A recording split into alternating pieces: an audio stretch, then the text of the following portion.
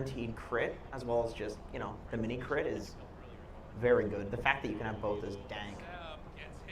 Also, I don't know if they patched it, but there was the change that made it so that tree throw actually procs the Echo Saber, but I don't think they fixed it for tree volley.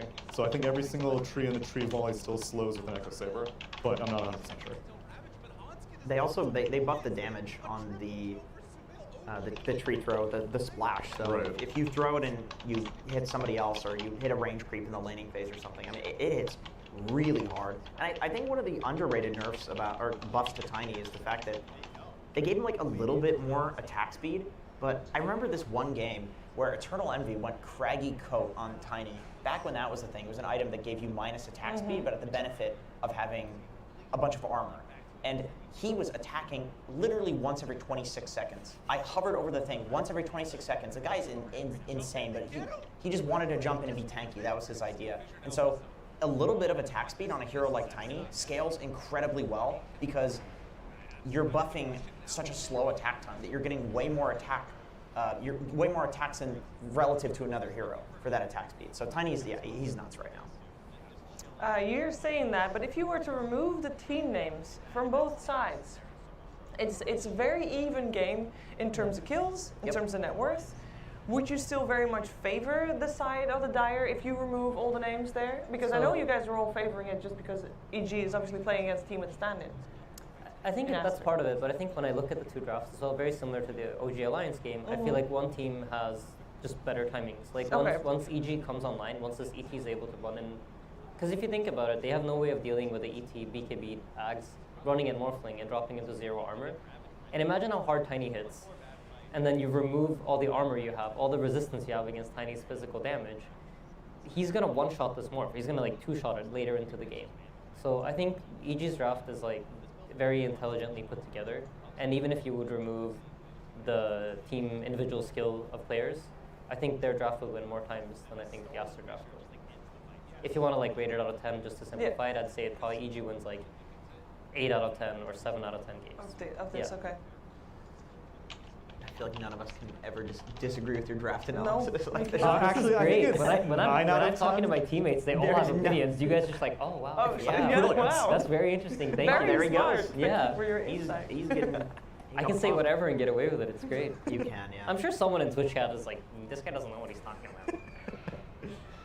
But there will always be someone like that, regardless of what you say. I know my teammates are molding at home right now. They're like, Aiden, you're wrong. Stop giving away our strats. Yeah. I mean, so far, it feels like EG is indeed just happy, just taking their time, getting their items. Yeah. I hope we get to see a big fight in a second, because so far, both teams seem pretty happy on their side of the map. So does EG have an offlane Elder Titan? Is that what I'm seeing here? I believe so. I believe so. Otherwise, I would like okay, we fly on Bane. Ice, yeah. Ice, ET. Okay, Echo what's he Saber building? Ags. Echo Saber Ags. Okay, cool. Which so makes again, it even more realistic what you were talking about ET getting close to Morphling. He can body in there. Yeah. What is the shop on Diagonal? Yeah, so it's an upgrade that you get at 20 minutes into the game. You can buy it. You can buy it at 20 minutes into the game. Costs 1,400. And the other Titan mod allows him to change places with his spirit when he's talking. So if you think about it, you're going to move into spirit and talk with him. But I think I start, and then you're going to come top, and then you're going to be straight on top of them with your aura, which removes all the time. So basically, you get a free teleport, which has very long paths.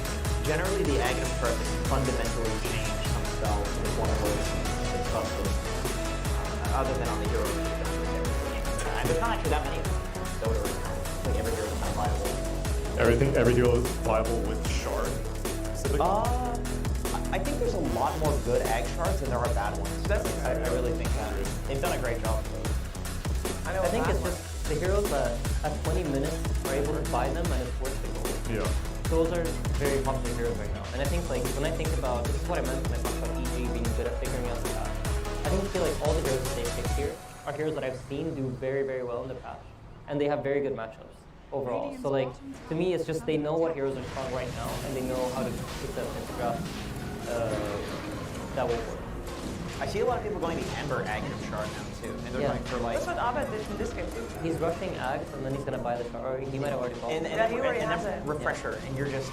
I see people don't do like 5x threat net. They're trying to do solo road. Started morphing it. Nice, fine. That's a cool play to sneak in there like that, though. I like this. It's pretty funny. He's warmed up during the siege, so now he has no It's damage. gonna take him forever to go back down to the arrows. No Monet. No steal. But there's still a fight that does look quite good. Nightmare save. That was dope. Beautiful white fly. But EG's still looking like they are in charge of this fight. Yeah, so after they spent a lot of their cooldowns just to secure the Aegis, and now they just want to get out. And if you notice, I don't think our team has been in this fight at all. We've had free farm, and now we can be able to lose it. Oh, here it comes. Whoever's out of position. We got our TZ cam. It's too late for the first kill though, but we have to. He comes in for the goal. Perfect carry gameplay. And here you see the effect of the minus armor on the one. So a bit too early in the game. Dancing with the illusion. He's hitting like a truck. He really is. Our turret got a BKB disassembled. He is hitting hard, dude. What a hero. That was without the tree as well. Yeah. And now at 20 minutes, Tiny also has an Aghanim shard that is worth talking about, which gives him the tree just no longer has charges. You just hold it infinite. So it's going to be probably going to buy it. So this is the timing that you were expecting EG to have, and from this moment onward, you feel like they should be priority. I think if you look at our TV's items, every single piece of gold that he gets, like every 2,000 gold is a very, very hard time to get. Whereas I think the more playing is going to be like 5,000-6,000 for each of the time. So it's just, from my perspective, EG has, the game's like rolling in their direction and they're already in it. So it's like double favor for them. With where they're at. I might suggest us to swap to a game where there's the first proper high ground instead of going on. If that's okay, because VP and I'm dying, it looks like this was the most bloody match going on at this time on the first four opening matches in terms of kill scores. We might be a little on the late side if we do manage to get in there, because there's I feel like VP just died on our screen. That's big. Something. That's pretty big. Yeah, that's pretty big. It's important for us here in this game to be able to disturb EG's timings as much as possible. I think if EG's allowed to just play this game out with both teams more, they're getting extremely far.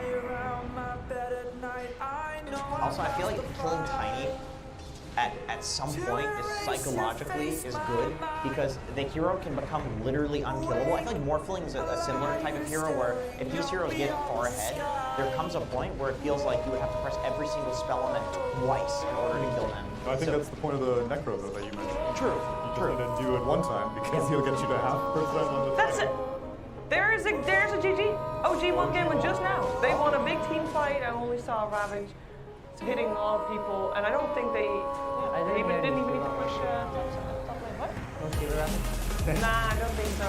But that was It's a really good voice line. But here we go, team fight again. Man, this is destroying them. yeah. He's going to deal more damage than Tiny is, honestly. They don't even need our team. So with that team fight and with EG securing their lead, you wanna pick one of the other ones? Because DP and Dying still going Yeah, the on. defense line was It seems very back and forth on stream Yeah, speed. we're pushing Dire high ground like 30 seconds ago, and now they're hell Yeah. out of everybody. Can you guys see the VP and the Undying? I feel like this is intensive for my no offense, fucking nerds. Oh, I did also write it down, and they actually did it in exactly the same order, so it's insane.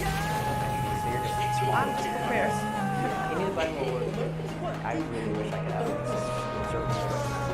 There's a cue card if you want. You can write it down. There's one there.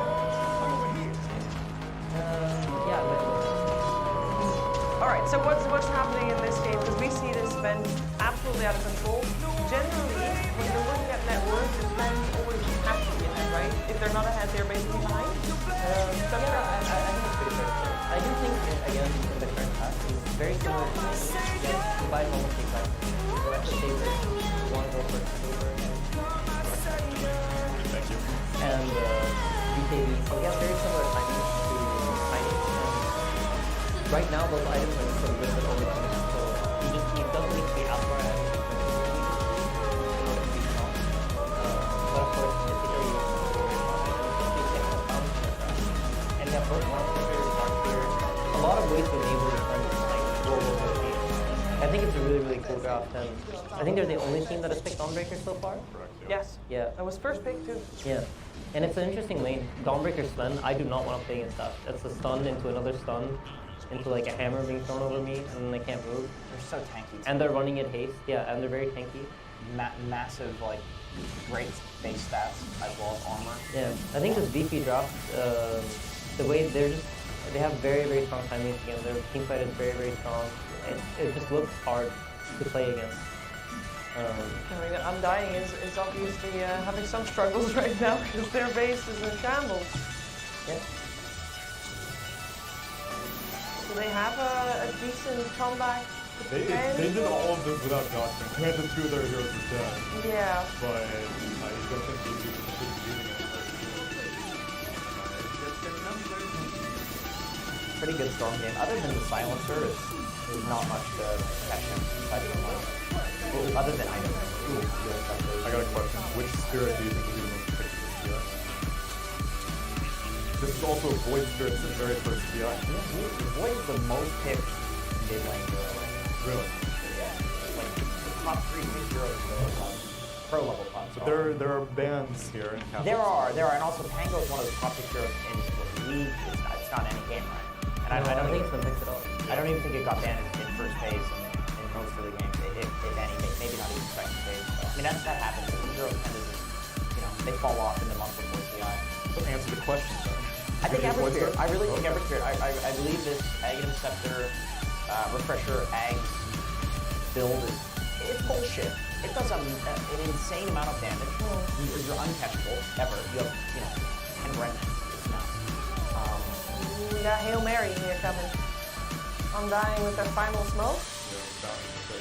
Oh, that's a double damage. Double damage room. Okay. Hold it up. Okay. Well, he got Saber Shard on Jug. That doesn't work anymore. It used to be if you Blade Fury, you could get the slow on all of the attacks with the shards, but now it's Echo Saber on cooldown. And now they're on the other side of the map while their Rax is under attack too. Yeah, that's their last rack. Definitely. That's now. Unless you're a good Hydra on defense hero. Tough to push into. Good God. No. I mean, Sven also has a refresher orb. Yeah, that was 2 crits in a row right there. I think, because even when his God Strength run out, he can refresh and go again. Okay, there we go. Looks like we got our second victory here, VP and OG so far with a win under their belts. Strong start. It's good for VP fans seeing that they're starting off strong. Yes. Online. There's a lot of question marks, There's right? a lot of question marks. So that's good for them. I personally think VP, for me at least, if they are able to snowball out of the group, I think they're actually a pretty strong contender for Dota in the upper bracket. But I do think their team needs to snowball. They need to get this confidence building up, and I think winning the first game for them is going to be extremely important. For me, the wins for VP, even more than the standing in the groups, is going to be how it affects their mental state and how much confidence it gives them. Especially because they're playing very unique thing. Dawnbreaker, Bounty Hunter, nobody's doing that. Yeah, that's a good sign, good sign. Let's vote. I feel like we should vote because I feel like we know what's going to happen in Aster EG because so far we just saw the graphs, right? Yeah, it's looking pretty grim for Aster at this point. So personally, I prefer IG. Oh boy. Oh, well, that was much of a vote. Does anybody even know what You gave a good justification. that's Sold. it. That's very good reasoning. No, actually, no, it's a pretty sick team, but I changed my mind. No, it doesn't seem like Aster.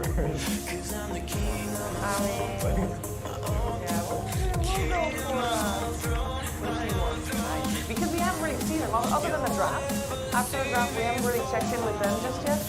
So far, it does look like IG is having quite the lead. Yes. Those are flying. Oh, big Ravage. Oh, they picked on the gyro. And this was the IO gyro opening on the draft. Right. So morphling has been considered a counter to the Witch Gyro, because you take over the gyro and then you flat cannon the wrist. So you have to run away. Good timing, Giro. Well, we don't have any games left. All games at the moment are actually on hold because everybody just finished their first game. Is it surprising that everybody finished it around the same time? Yeah, that was very because they all have very weird. None of them had like the same timing. There was 2 morphlings.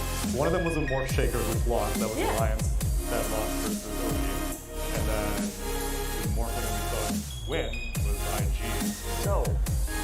So we're learning that a roughly 25-minute to 30-minute timing is superior in Dota in the first game. That's what we learned right now. Anecdotally speaking, Yes. 100% of it. It's all anecdote in Dota. Ask this guy. It is, right? It's all instinct.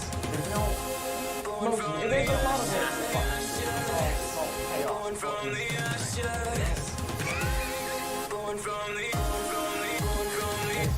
No, of course. A lot of like pro players, I think there is math that goes into it, but it becomes instinct. It's so instinctive to you how it works. Like you don't really think of it as math.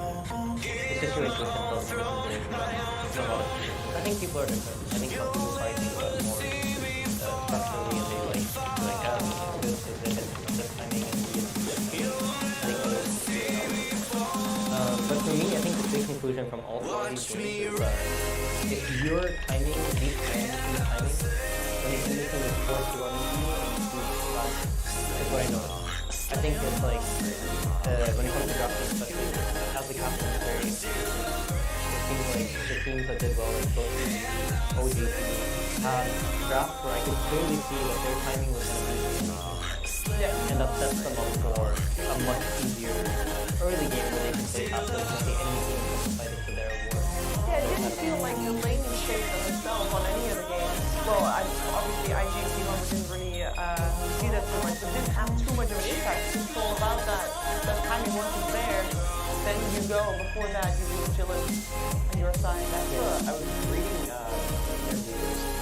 boy Arthur Leon. I'm probably totally butchering it. Does he go by Leon Arthur or Arthur Leon? I don't know. I was looking at Leon. He's popping off on Reddit these days, translating a lot of these Chinese interviews. And I was looking at one with 𝙎𝙊𝘾𝘄𝘼, and they were actually saying that they think a huge reason that they're beating, and especially a lot of the other Chinese teams, is based on essentially picking a timing that they know is stronger, and then just saying, you come at us, and you're not good enough to break our defense, essentially. And they said that they didn't win every game like that, but they take those games when they can, and often you can get those where it's just like, they literally said the word turtle. You turtle and go late. That's it. So during Secret's era of dominance in the online period, this is what it felt like, because we played against them all the time. And it just felt like Secret, they would pick some heroes, they would do whatever in lanes. You could beat them sometimes, they would let you outdraft them in lanes some games, and you could beat them in lanes, it was possible. But then they just set up the wall. There's a puppy on a high ground, you know where he is, you don't see him, but you know he's there. And then they just wait for you, because they know if you go up that hill, you're going to lose the game. And the map hasn't fundamentally changed that much in that way, so I think like the concept of that way of playing still works pretty effectively for them. And I think a lot of the teams right now have understood that that's the way to do it. And I mean, a year has passed since then, so. The idea is like, essentially that the high ground advantage is so strong because of vision, the mischance, that even though they have a weaker draft at that point, you still can't run up into them, and then they just farm and wait until they have that strong point, and then they go to you, right? Or like, you're so even. Like, the difference is not big enough to where you can cross the vision gap that they have for the high ground. Sorry if this is getting too No, this is good. This is cool. cool. We have nothing else to do anyway. But then, does that mean that why aren't late game carries more common? Why am I not seeing Naga, anti-mage, hard forces? If you have that ability to turtle so resiliently. So that's part of it, right? You're picking heroes like Prince, for example, because it makes their map small. It forces the enemy to be too low, while you're controlling maps, you can outfront and get ahead. I think you will see anti-mages, and I think you will see Nagas, but it needs to be in the correct games. It's a lot about matchups and timings. I think like if your timing is too slow, like in the Alliance OG case, where I think the Morphling Shaker is very, very strong, but they just never comes online. Yeah. OG went poked high ground at 18 minutes, and it puts Alliance in a very awkward position. Yeah, it's too late at that point. Right. So you need to match your timing where it's slightly later than the opponent. I think that's going to be a big skill. Again, it's day one group stage, and this is just the first impression that I'm getting. It's just the first game also for Right. all of the teams, right? So how much are we going to see things change for game number 2? Because like we talked about this a little bit. People come in with a plan. If it didn't work game 1, are you going to throw it up the window? No. There's too little to go off of. I think Astro will definitely ban Tiny in the next game. Sure, that is fair. I think they also probably have someone watching the other stream like, wait a second, guys, we probably shouldn't. Can they watch the other games? I mean, coaches I mean, are they not have- in the room, right? So they're watching. Yeah, they But yeah, so then in between games they debrief and be like, yo guys, saw IO Gyro on this other game. So that's the benefit of the analyst, right? Yeah. For us, for example, Dabs will be spending most of his time looking at all the other games, while William focuses on their own games. So they have this different approach. Yeah. So then, yeah. I think You want to have someone watching. debrief. Yes. Yeah, that's a lot of I mean, we just saw that Not a Single Hero was duplicated. It took 4 of us Yeah. to figure that out. And now game 2, yeah, so I think EG, we're not going to get Tiny again. I think that T1 didn't really show enough on the IO. I think they can... It's hard to say, right? We didn't get to see the game that much. Yeah. Sure, but well, especially because it was against a Morph, like you said, and a Morph is a great answer to Gyro Counter in general. But yeah, That's a weird matchup because I feel like with the strength of Scotty, it's like gone kind of the other way, and the fact that Gyro will like totally outfarm a Morphling, especially with an IO. So- And it's like in order to beat that as Morphling, you actually have to. It's not as like easy as it used to be. You have to actually kind of outskill. But we didn't. As a gyrocopter specialist myself, I was forced to practice it actually. Yeah. Sorry, yeah. It was a Sorry requirement for for my laughing. team. Sorry. My team was that like, was your Aiden, community service. It's actually a you great need to support. play gyrocopter to gold tier at least, just so we're safe for next TI. Smart. And then we didn't qualify. Anyway, you have, as gyrocopter, you have the advantage that you can outsmart them.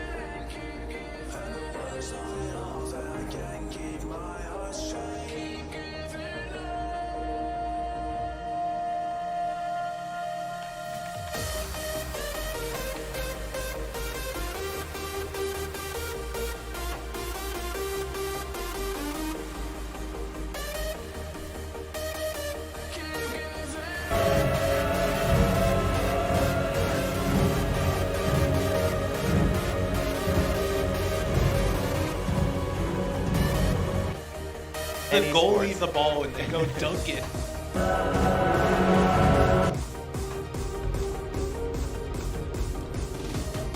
Can I isn't NBA the most global? I feel like Except for that football thing and with the soccer little- still is. Don't pander to them. Call it what you call it. He calls it soccer, all right? I played for Don't 17 pretend. years. Can I tell you something? Yeah, I think I've said this on our broadcast. When I was in high school,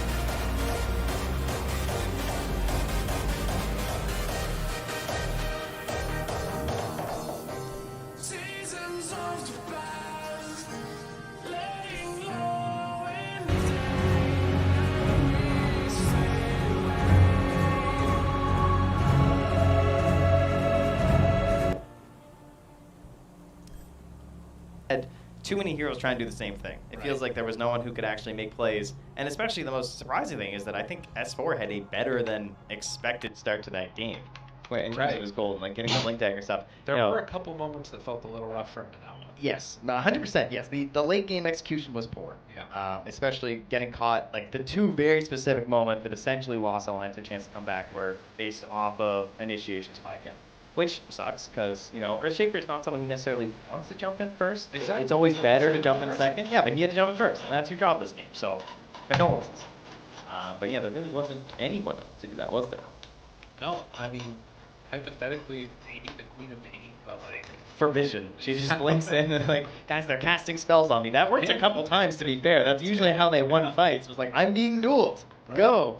Team, I found them. They can't get away from us now. And I think that's part of this, that type too, because think about what those heroes are. So would be like that, or Wind Spirit, or one of those others. Well, the problem too was that the Tide was first big ball. Shaker and a Tide perfect. Right? Yeah. What was the answer to Tide? Yeah, There was zero answer to Tide. They had 4 heroes to do something versus Tide at very top. So it gets to be level 15 while his Blink's at level 22 and still be like a strong hero because they can't stop practicing. And if you can't get your DKE in time, because you're forced into a link, like there's so many layers of why the strategy was so good. Yeah. And he can't go DKE first because he's going to get dueling Tide. So he has to go link. Then he needs an eggs. And more. I need the eggs. My Shaker. So his item build was pre-planned just from the draft. I don't really touch out that he could be anything. right. No, that's sort of. It makes it like a situation. Something wrong.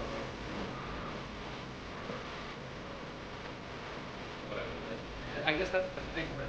That I have to present a problem. It was just another solution.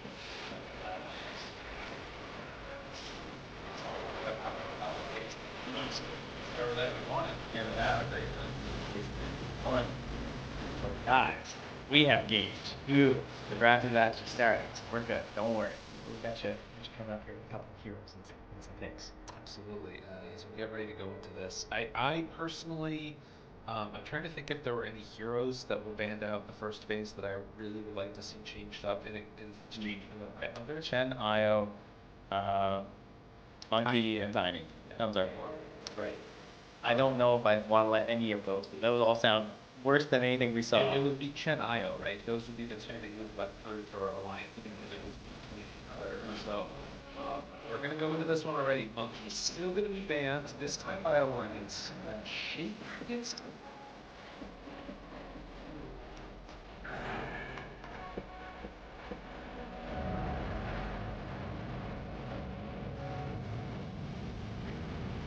Дамы и господа, возвращаемся на последнюю 2 серию. Alliance против TopUp будут воевать в второй очков на первой стадии. Это здорово, потому что такие интернешнл, такие правильные, наконец-то вот куча лоток, которые здорово кинули сеть, посмотрели там Собот, Пашки, Балтикула, куча, знаете, сами проводятся потом обстор, когда выяснили, что какая-то встреча между братьями, или можно называть как Пашку, и Сапушка. Мы проводим, да, так. Вот он, когда случилось, и я даже если увидите, все эти смотрю. Сейчас как сказали, набрал, и как вы видите, как вы видите. О, да, Alliance очень много приняли респа на разных позициях, причем и Гира одна из самых таких классических связок. И действительно там у нас, когда на респа смотришь, там его пикают под синие, ватер, гирокоптер, вот такого, действительно самый классический вариант. Да, тоже у нас одна команда. Какая-то из взяток, то ли Тигуан, то ли Фнатик очень много играли на ЦК. Да. Ну, говорили на связке вообще, на самом деле, в рамках паблика, если что, напомните, на всякий случай, идти самые результативные на рамках. Да, и мы уже видели это в деле, действительно работает хорошо, и причем он очень хорошо работал против таких метовых на тот момент S-тир мета, если верить 𝙎𝙊𝘾𝙄𝘼, Свенов. Вот, отлично просто работал. Сейчас с обновленным TV Реджем замечательно сказан просто один герой. Да, я отличный рассказ, то есть герой, который не стреляет против урона, а просто качает дэмэдж. И он отлично себя чувствует против всяких Элдер Титанов и так далее, которые арморчиком занимаются. Что у него все равно нет? Да, но у него белого армора 0. Не, ну плохо работает тогда против каких-то плат, которые здесь сидят. Смотрите еще пару серий, да, и он, я уверен, что может, ну не только он, я уверен, что еще будет. На самом деле, тот же Восточно-Азиатский регион нас очень много радовал, ну, из части ЕГЭ, победа, вполне могут сыграть на TopUp через индустрии. Кстати, тоже вариант. В последнее время топарок было видно мало, ребята, но это The International. Здесь у нас появится все, что только можно использовать. И мы видим то, что здесь первая стадия банов уже без респектов не обошлись. Уже минус шейкер, который в первый раз был взят на ферстпик янцами. И после этого сразу же решили убрать еще и товарища аппарата у нас. Да, причем, смотри, прошлая серия у нас была, приоритет у драфта был у ОГ, они взяли себе second pick, и Альянс взяли себе Reddit.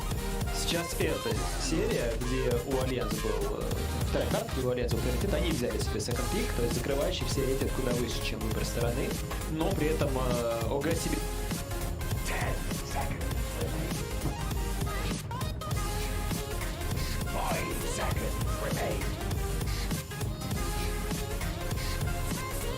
Definitely fit the way that OG are playing. But what about the Clinks? Is there any reason not to just potentially go back for that? Like, at least consider it with a tiny bit. Or it could be Tops and Clink. He also plays that too. So if they're, like, ET wants to stack. It's his life. So the only thing about that, have Sumail tiny at that point, or have Clinks. That's a I think Sumail really likes those active carries where he can be a little bit more involved too. Like, I don't think that they're just locked into like, oh, I'm gonna go farm Hams is the one and stuff like he did as the Clinks. I do worry as to why he was playing. 10 seconds. Yeah, that was very concerning. 5 seconds remain. Another death power fan, so really bringing back a lot of the same heroes and then just something a little bit annoying to play against in the Mirana and outcome thing. So, a hero that has been nerfed recently, and they got another nerf with the Echo Saber change too, so it's not bad. I mean, Echo Saber's still good on the hero, just not quite as good as it used before. But there's question marks, I think, in this hero, because very flexible across the roles. Is it still good enough with all these nerfs? It crosses some chaos. I will say, I was wondering if I love how fast Nose did that. Okay. We were talking about Snapfire earlier. Yeah, that looks pretty good. Kisses. Radiant crew. Slaughter. We're talking about heroes that you one of the ones that Well, it's an IO, so yeah, that's always pretty cheap. Actually, it's Slaughter. 10 seconds remain. Around together, get a lot done. So to 5 me, seconds I feel like that's the type of hero. Got chaos, got gyrocopters, start to fight it. Not mess with the tango rolling. Also, that fits through. So currently they're most likely set to be FNG 5 Tango, with the IO playing with the slider in lane, and Gyro is the one. All that we were talking about in the guy. IO with hard on the IO. Get some stuns with the rolls. Alright, yeah, true. That could be pretty cool. Also, it could be a core IO with a position 4 slider. That would actually work really well with how the core IO functions. And then Gyro. No, Gyro will be the 1, the IO will be the 3, the slider is the 4. Because the whole idea of this IO 3 is that you pick some 4 that, like, I saw IO Bloodseeker, right? Right. The Bloodseeker plays as a 4 because you can, like, zip around together, and Bloodseeker has really useful spells. That's 5 seconds. Remember how the core IO used to work with Helm of the Dominator? Yes. And the creep? Slider would be your Helm of the Dominator creep. He would actually function exactly the same. Okay. As like a centaur. It's actually true. It's just an upgraded version. Dude, I don't know if we'd be happy. I don't know how I feel about S4IO. Alright, Flex is back. I think that's the play. Like, it just looks good. They just played it. You know they played on Sumail and Thompson. Don't back down. Go right in there. It went in.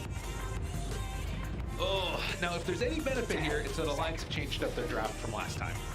Like, if it ends up working for him this time, I like a lot of what Alliance is, but you're kind of greedy, right? Like, 𝙈𝘖𝘿𝘄𝘼 want to farm, the levels up, make all that fun stuff happen. Slardar needs a Blink Dagger. Pango can be active early. I feel like maybe somebody that can play with the Pango. We're assuming it's Pango mid right now, right? No, I think it's Pango 5. You think it's Pango 5? All right. Yeah, I think we're going to pick some other mid. Okay. So then what would be that type of mid that They already, well, it kind of depends on how they want to play. Personally, I think that it'll probably just be the 3 Slardar and the 4 IO, and they'll probably just go for like another like active sort of mid. Yeah, I mean like your Puck or something. Like, I mean, look at the band, like Storm Kunkka, that sort of idea. Void Spirit, Ember Spirit looks possible. That lane sounds kind of awful though. They need someone that can kind of. I was looking through how well Quince has been doing in the pub scene lately. Some struggling at some pucks, you know, in terms of mid heroes, some Shadow Fiends. Ooh, Shadow Fiends. Because you're just like out farming in a sense. I would find Shadow. What about one of those heroes that can test the stacks? Do that? I mean, there's heroes that could do it, but and where is she going? You just have to wait it out here. Okay, I like that way more. Okay. I like that way more.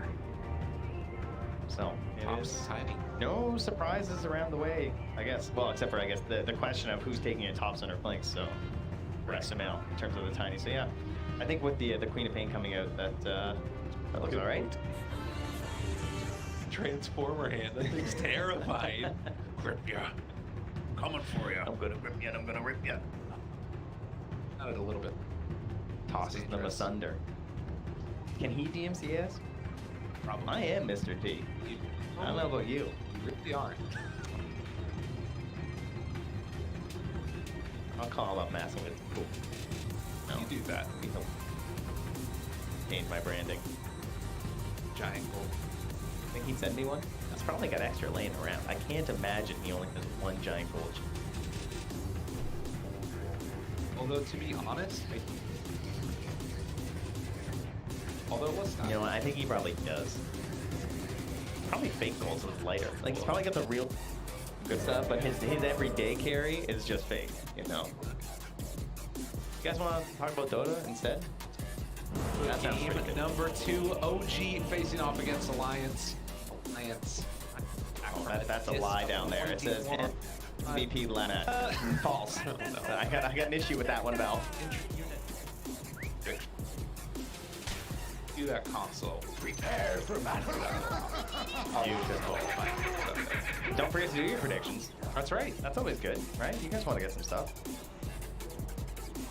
So, the quick run out. Buddy and Seth gonna do high fives, dropping down. We had a very interesting level 1 that happened last time where we're able to out OG and just take down everything. You talking to me? Yeah, they wound up with 3 of the 4. Yes. So it's pretty good with the You talking to me? 1.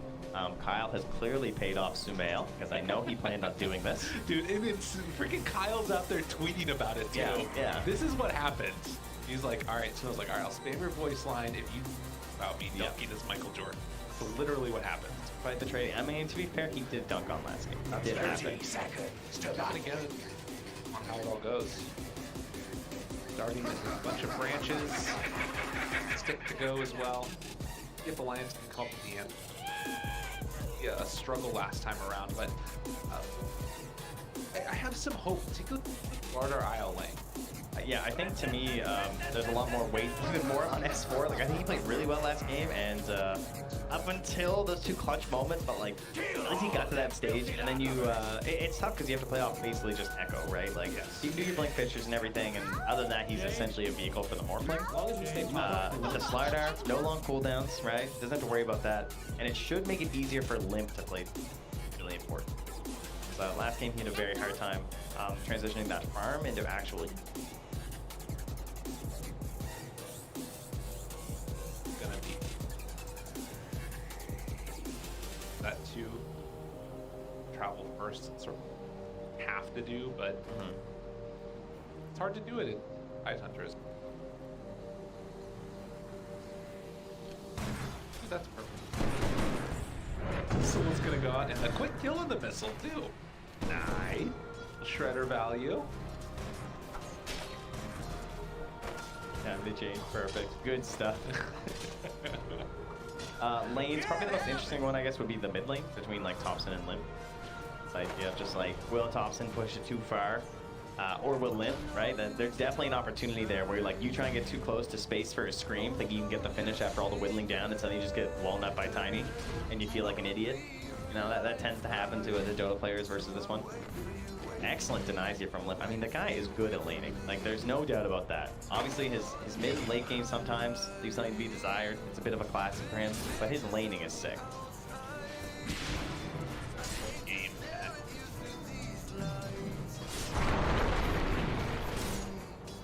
far from him. Likewise, Thompson has basically done what his bottom getting a little bit of pressure on. Or no. Oh. Spirit. Oh, this is such a fun hero to play in lane. Like, ET it's like two different heroes in some ways. Like, I feel like there's so much about the hero in the laning stage that you have to learn as much as like a normal hero playing an entire match of Dota. Because there's just so many shenanigans you can do with this hero. With your spirit, between like pulling the waves and like stopping them from pulling the waves by throwing out your spirit, and then if you get the stacks, you get your bonus damage that you're throwing on top of them. For some reason, you can trade like nobody else at level 1 and level 2. Like, look at him with the aura in this. He's fighting 2 heroes. Yeah. That's 2 heroes for a spirit, guys. And it just doesn't matter. He's done the math. So strong. Has the salve afterwards if things get a little bit too dicey. Time up top, a very different scenario, but you can see that OG kind of do a similar bowling strategy, but mainly by virtue of like throwing out this blood right and basically saying, you know, if you want to get these last hits, if you want to contest for ours, you're going to take some damage for it. Yeah, FNG's actually so slow that he can't get out of the blood right. He just got stuck in it by casting it right in the middle of him. He has to be running like right away when it happens, and Seb even running in there trying to contest it. Nearly gets it. Careful. They're keeping on to Thompson. No tail, got stunned, bottom. Chance. And getting there, first blood. Bashes are there. He got a little too bold trying to protect 𝙎𝙊𝘾𝙄𝘼. Wait a minute. Punches coming in now onto 𝙎𝙊𝘾𝙄𝘼. The body blocks coming in on from the IO. Can they find themselves a second trying to get the answers? S4 down low, S4 gets the punch and trading the aggro over afterwards. 𝙎𝙁𝘼's angry about it, wants to see if he can get some retribution, but will it happen? Great little micro spacing there from Tonski between the blocking, but also getting in range of the tower. He saw 𝙎𝙁𝘼 trying to get a trade there, and he almost got it on S4, even reading the heal. Action early on. Creepwave did end up getting ran through. Doesn't get there just in time to get some more of the last hits. A very scrappy battle amongst them. Starting it off though with 2 kills on top.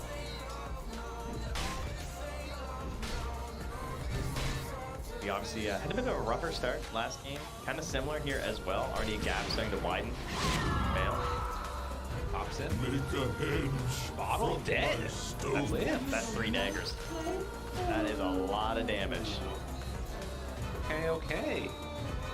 After the frustrations, not being able to find kills, as okay, up top as well.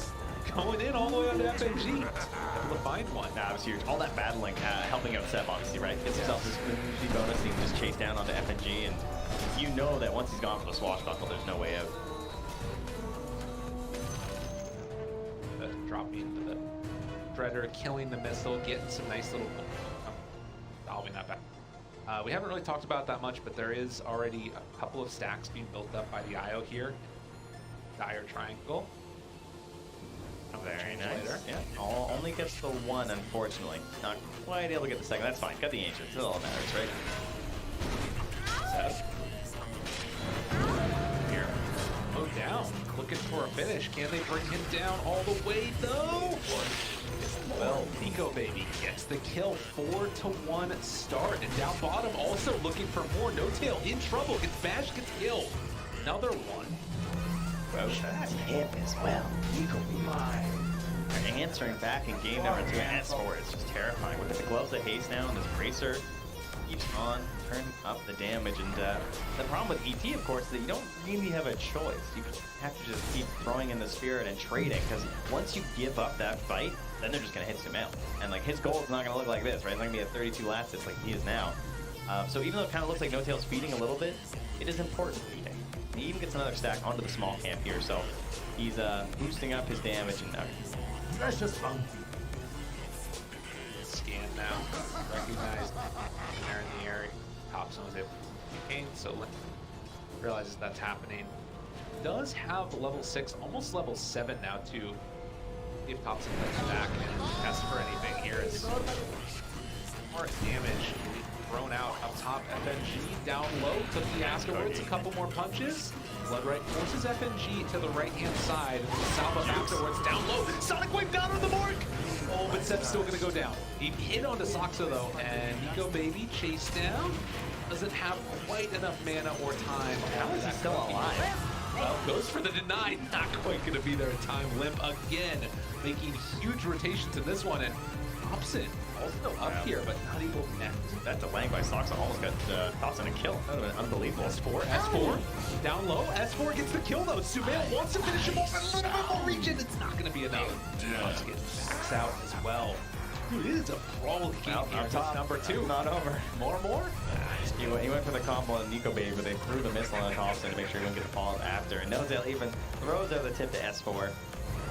Nice trade. All that for me. 8-2 in terms of the kills, but still threat. Top net worth is 𝙬𝘼. Now, it's happened again. Look at the difference. Yeah. Like, he's sure, my support's feeding, but you know why he's feeding? He's feeding me, all right? You might think that you're getting the kills. He's the one who's getting rich. 𝙬𝘼's absolutely massive right now, and NikoBaby just kind of struggling. He's gone now to the mid lane to fill a bottle. That's not what your carry player wants to be doing. Yeah, that doesn't feel great, does it? I mean, again, there's a nice chunk of change that's built up here with the ancient stacks eventually for this gyrocopter, but you did be able to get there and finish him off. And if you're not careful, you lose a bad fight. Suddenly, 𝙬𝘼 could go on trying to sneak away. It's all they're thinking about that right now, right? Like, 𝙎𝙀𝘾𝘄𝘼 just planted there for so long to get those stacks. NikoBaby's going for the stats build, no rocket barrage or anything, so he just wants to hit stacks in a while here.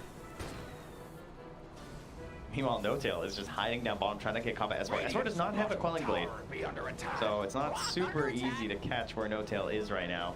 Does ping out exactly where he's standing, so he knows. He got the natural order debuff on him. Yeah. They know he's there, and Limp is gonna go find him. Hey, buddy, how you doing? Quick little jump in, slept, but can't walk He doesn't past have him. TP either. Oh no, giving him the tip. Yeah, there's no room there. Queen of Pain's models. Bit too radiant. Up top as well, though. FNG tries to get a jump out of the blood right, not able to get it. Silence and done. As long as we stay positive there. Able to find one in exchange. TopUp in his room, but is Limp able to be killed. Radiant is here, has the cook. Have a toss, big combo. Limp gets the flick away. Barely able to escape from that. And S4-2 will manage to get out. Wow, what a combo. I can't believe he was able to get out of there. S4's turning up. TI time, making the saves. That's right. Helping his ally out. Now, of course, that means Seb's a madman right now. Every time someone else is getting low, but FNG have to show under tower because there is no rupture at the moment. They were able to clear out the large camp for NikoBaby, but haven't decided to take on those ancient. Radiant's middle tower. TopUp's pretty poor again. Yeah, he's not having a great time on this tiny. Well, I think they're just doing it again. Yeah, it's true. Like, this is what they want. This is the TopUp is I think lowered himself in terms of farm priority for this this series at the very least. Well, and it's interesting too, because you're starting to see like the differences in style. And is this 4 Protect 1 going to end up working as Seb get rolled on a little bit? FNG missed there at the end. Avalanche toss. TopUp. This is pretty bold of him. Takes off that corrosive haze and then the back away. It's so interesting because I feel like, I mean, this has always been how they played, right? It's not that there, but I just feel like it's been pushed to a further extreme. You know what I mean? Yes. Like, I feel like TopUp's usually like a little bit closer to the other two. Relocate in. Oh, the Bulls. Oh, They couldn't Oh, do it. it's 𝙎𝘖𝘋. He got it nice. Yeah. Was able to get there in time and will be stomped, but then the relocate's going to get back. They don't get the kill. Nice deny comes out there. My boys, the Blue. Dire's top tower. I know you love the Blue. I do love big the fans. Yeah. They'll get a couple kills this event, I'm sure. 𝙎𝘋 taking the top tower right now with the help of a catapult, though, and doesn't look like there's going to be a contest here from Alliance. We are on the item waiting train, so these are all the problems that you expect from the Earthshaker. Unfortunately, they also get bundled a little bit towards the Slider as he needs to wait for that Blink Dagger. In this game, however, he does have the eye up, so that is something where they can at least try and create some plays and opportunities utilizing the relocate general speed. Now these cookies. Yeah, there's no way out of this one. 𝙎𝘋𝘿𝘄𝘼 just gets demolished there. Throws out one more cookie afterwards. Question mark, does he walk into the Earth Splitter? Are you kidding? I mean, to be fair, yeah, he was going to die no matter what. No, to be fair, he did tip him in lane. That's true. He tipped him in lane, all right? That was a taunt to get bodied, true combo. Dude, to be honest though, IG started all of this. There's some things going on. There's a little bit of saline flowing in the bloods. I have Peter here, but in spirit. S4 gets a lot of space up top, though. This kind of stuff you need. Wait a minute. Oh, yeah, that's a ping. Wait a minute. They know. It's so dangerous when you just can't farm them with anyone else. Oh, God, this is dangerous. Dude, they're coming for Dude, this is looking really... If Alliance lose these, they're going to lose the game, it feels like. They know that they have to show up and fight this one. 𝙎𝘋𝘿's just, like, drooling. He's so ready. No tail going to get caught. Is there another question mark coming out? Down low, S4 dead! Now Alliance trying to find themselves a little bit of a turnaround here. Seb is running away from the missile so quickly. Barely able to back out and keep 𝙎𝘋𝘿𝘄𝘼 from dying, but will he end up dying himself? The right clicks come through. 𝙎𝘋 diving under tower gets the finish. The easy tag comes out. Seb just still running around like a madman. The only one left is 𝙎𝘋𝘿𝘄𝘼, and look at your ancients. Are they going to go take them all? 𝙎𝘋 is getting that one. He's like, nice. I've been so poor. Thank you. Now he can finally get over top of S4 on the net worth chart. Man, those are a target. They want to get some vision in there, knock down the tier 1 tower, and that's going to make it a lot less safe for them to go there. And look at the circle from Alliance. FNG saying we need to secure our triangle right now. Yes. Like, that is our bank. That is our chance right now to try and get this gyrocopter somewhere relevant. We cannot lose that. Well, and the thing that's interesting about G also is that they're just going into fight. Like, 𝙎𝘋𝘿's not coming to take them. He's farming his own stuff and saying, we're going to go and, like, just stop you from taking them and cause chaos while 𝙎𝘋𝘿 keeps farming. Like, that's what it feels like. They're not actually even, like, fully committed to taking them themselves. They're just wanting to stop Alliance from doing it. Dude, yeah. They know. Oh, no, he's coming. He'll make his way over here. I mean, even if he doesn't, like, this is all great, I think, for OG still. Oh, good ward. He's doing anything. Stops as well. Sees what they're doing. All right, they're going for it. I'm trying to take him as quickly as possible. Kisses? Maybe. Have to be careful. Moving in. The big steal. How many come out? Oh, a couple there for 𝙎𝘋𝘿, but they're trying to force the fight. FNG, he's getting rolled. Is it going to be enough, though? 𝙎𝘋 down low. The kisses afterwards. A good chunk of damage over there from No Tail. Does so much damage. Gives him the high five. Oh, let it be so and let it be said. OG just absolutely wrecking another huge win. Dude, how much damage that Earth Splitter? That was so nasty. 𝙎𝘋 tossed S4 up top into the Earth Splitter as that went off there, too. That damage has got to be all Earth Splitter. Oh. That was 3 heroes just getting cracked in the middle of that thing, and not really something you look for at the level 1. That was the big damage. Oh. Another round here as Alliance, and they need to come up with answers. They didn't lose all the ancients, but it feels real bad right now, as they'll get stomped yet again. No Tail. It's such a similar situation the last game. It is. Like, they've got this gold lead on OG, and now we have these big item times that we sort of need right now. And that's going to be a BKB for S4. He's got the flank, right? He can farm his way there with kills to bring the rest of his team back into this game. And here's that replay. You can see 𝙎𝘋𝘿𝘄𝘼 actually, he does all right. He gets a little bit of gold from this, but so many of them get stolen. Devastating play as the roll came out, and then, of course, as you're talking Look about, at that toss it just hit on everybody. And it makes Seb so fast, right? Yes. You're getting a max HP % minus stop for a Bloodseeker. There's a relocate geek that we missed while it was happening. That's okay. 𝙎𝘋 ended up getting brought down. Certainly not the end of the world. suffocated and stunned, and they right-clicked him and he died. There's the recap, guys. I got it. Goes down. Trouble S4 backing away as well. Fine. So I like this, the triple crown build. This is how you win 3 TIs, all right? So he's sending a message with his item build. The triple crown, 𝙎𝙊𝘾𝘄𝘼 into Veil. That's good. Like, that's good. That's genius. Seb's on a whole other level. All right, this guy operates items now. Like he says we've done taunts, we've done sprays. Has anyone done items? You guys drop your items. I'm just gonna buy them thematically. Oh, that's so good. Dire's bottom tower. And all that with just one eye. How does he do it? I don't know. Pirate man indeed.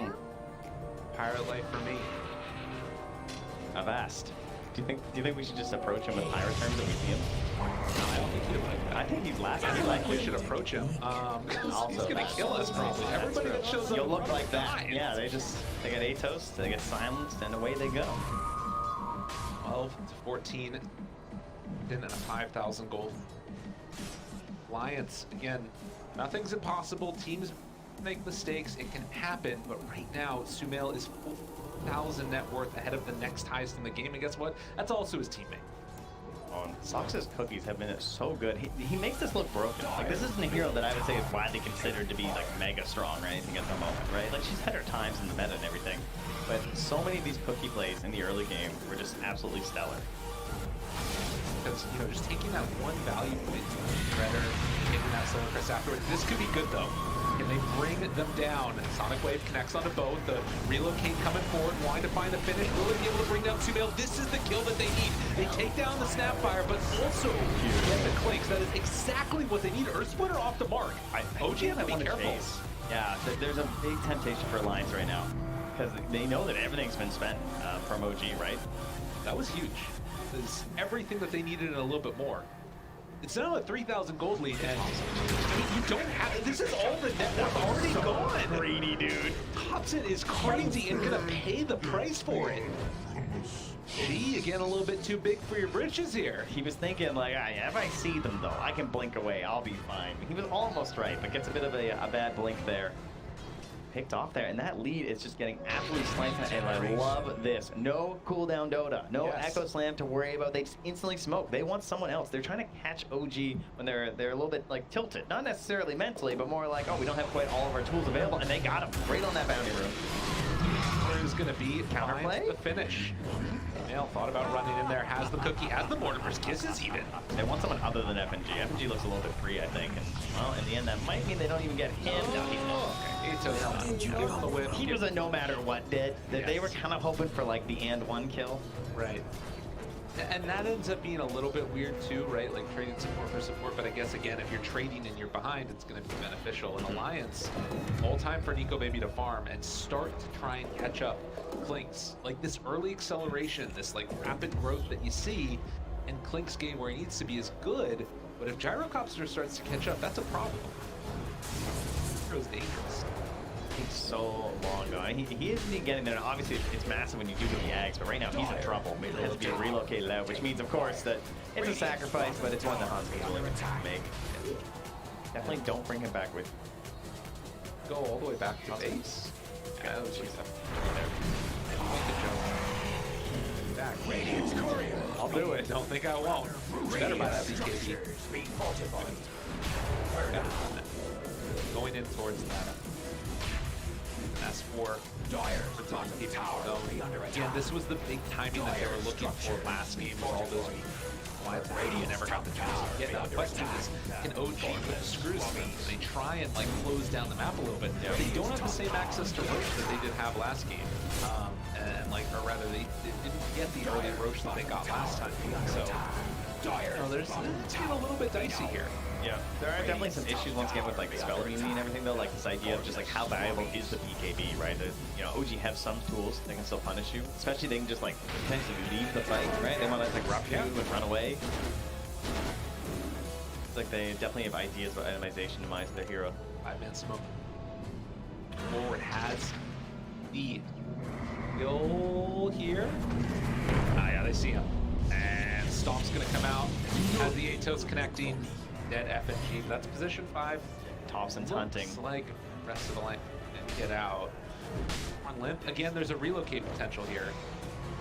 They find the wrong hero, but now they're going to go into Roche. Oh, this is nice from OG if they look get at that this. Solar Crest. There's so much minus armor right here. Yes. This thing is just gone. S4 there.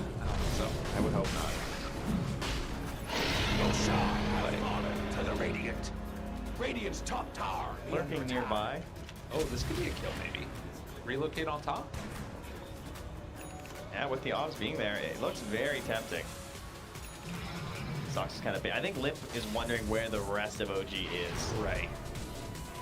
Doesn't want to risk it. Obviously, that's what happened last time, is that they were starting to make their comeback. They made a couple bad attempts on pickoffs that weren't really safe, and they lost both of them and kind of lost their momentum back into the game. Speaking of momentum, that's very good. Gold-wise. More stacks back into our gyrocopter here on the side of the line. They're going to feel good about that. After that warm-up game, it feels like Limp is definitely on the right track this time. 5, 2, and 6. Had a much better heading to just falling for some kills. Potential here. Toxin spots him, but they jump right away. 𝙎𝙊𝘾𝙄𝘼 got vision on him. No Tail tries to go for the stomp, but the BKB is out. Now see if they can bring down No Tail. But the turnaround, Sonic Wave, they kill off Zoxta. Roll through, FNG in some trouble, tries to live. Hanskin keeping him alive, has the relocate away in a second and gets him out. Away from S4, so the Atos not going to connect. Dire's top tower. Wow, that was nice. Close, close, close. It's going to be pressure onto this tier 2 tower. Yeah, Hanskin using the Holy Rocket charges, though, just to actually get the save there when FG had to jump through with that Rupture, getting on top. Under attack.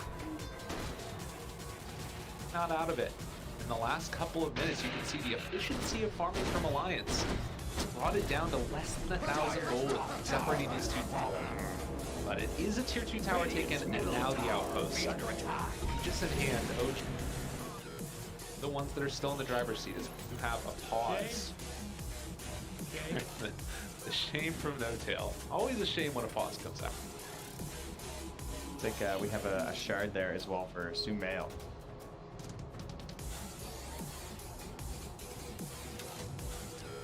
Does look like, for the moment, a pause. We'll have to see what ends up happening. Do a camera and get rid of the predictions. That I was thinking.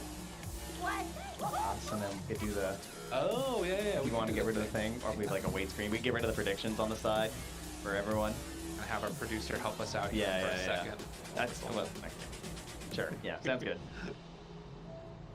There's so much behind this stuff that's happening. Yep, go for it. It's fine, it's fine. One light's good. Proper input. Because we want to make predictions are good. We'll let you know. Trent, There's a TI after dark. All right, guys. We only have one of the 2 lights on. All right. Special look behind.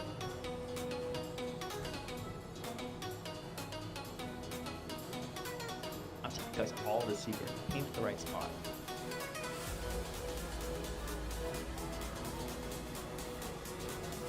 Runs over here on top of the table. Go. Best one. Lyrical. Trying to remember as hard as you can what the console command is right now. Going through, he's just like, what is it? It won't let me do it. Won't let. Have to have done it at the start of the game, otherwise it stays there forever. So really, I think we're gonna go back into the game. Okay, we can go back into the game now. This was a pointless exercise where I made our producer work for nothing. Yes. Good job. Oh man, what a time! What a time to be alive. Just know I did it for you. That's right. I personally like. I just wanted to see my face a little bit more. That's all. That's true too. I'm very vain. Why do you think I keep having so many children? That vanity? Yeah, I think so. I think the world could use exactly. And how can I achieve that? I mean, it's not quite. It's only half of me. Like, right. Yawn. But anyway, we're going down a rabbit hole that we don't. Okay, how about back into this beautiful game of Dota? Because this one's really tight. This is a very hyped game. And what do we have left? Right now, we have 3 minutes of an Aegis left on 𝙎𝙊𝘾𝙄𝘼. They just claimed that top tower. That feels very good. What would you like to do, Ryan? 3 minutes of Aegis. Probably cement your vision and take the tier 2 mid would be a good goal, I would say, as OG. That sound about right? Make sure that your next Roche is going to be really easy. Play the top side of the map. Keep control of Roche. Those are good goals. I'll tell you. I didn't see a gem. Because I think they're doing great, but the main problem, and the way you lose these games, is when the enemy gets some very good vision. And look what Alliance have done. This vision around the triangle is actually very nice for Alliance. We saw the attempts on the relocates, right? These are predicated off of having deep vision. Yeah. So you get a gem, you eliminate these opportunities that they try and go for with the IO plays. I guess the other where you go with like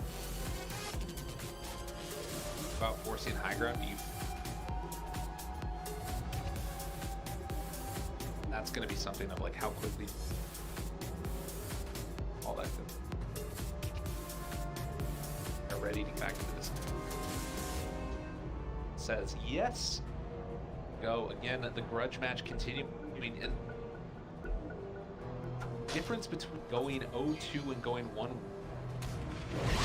just for both teams. It's like going 0-2 means it's pretty freaking hard to get into the upper bracket, I feel. Yes.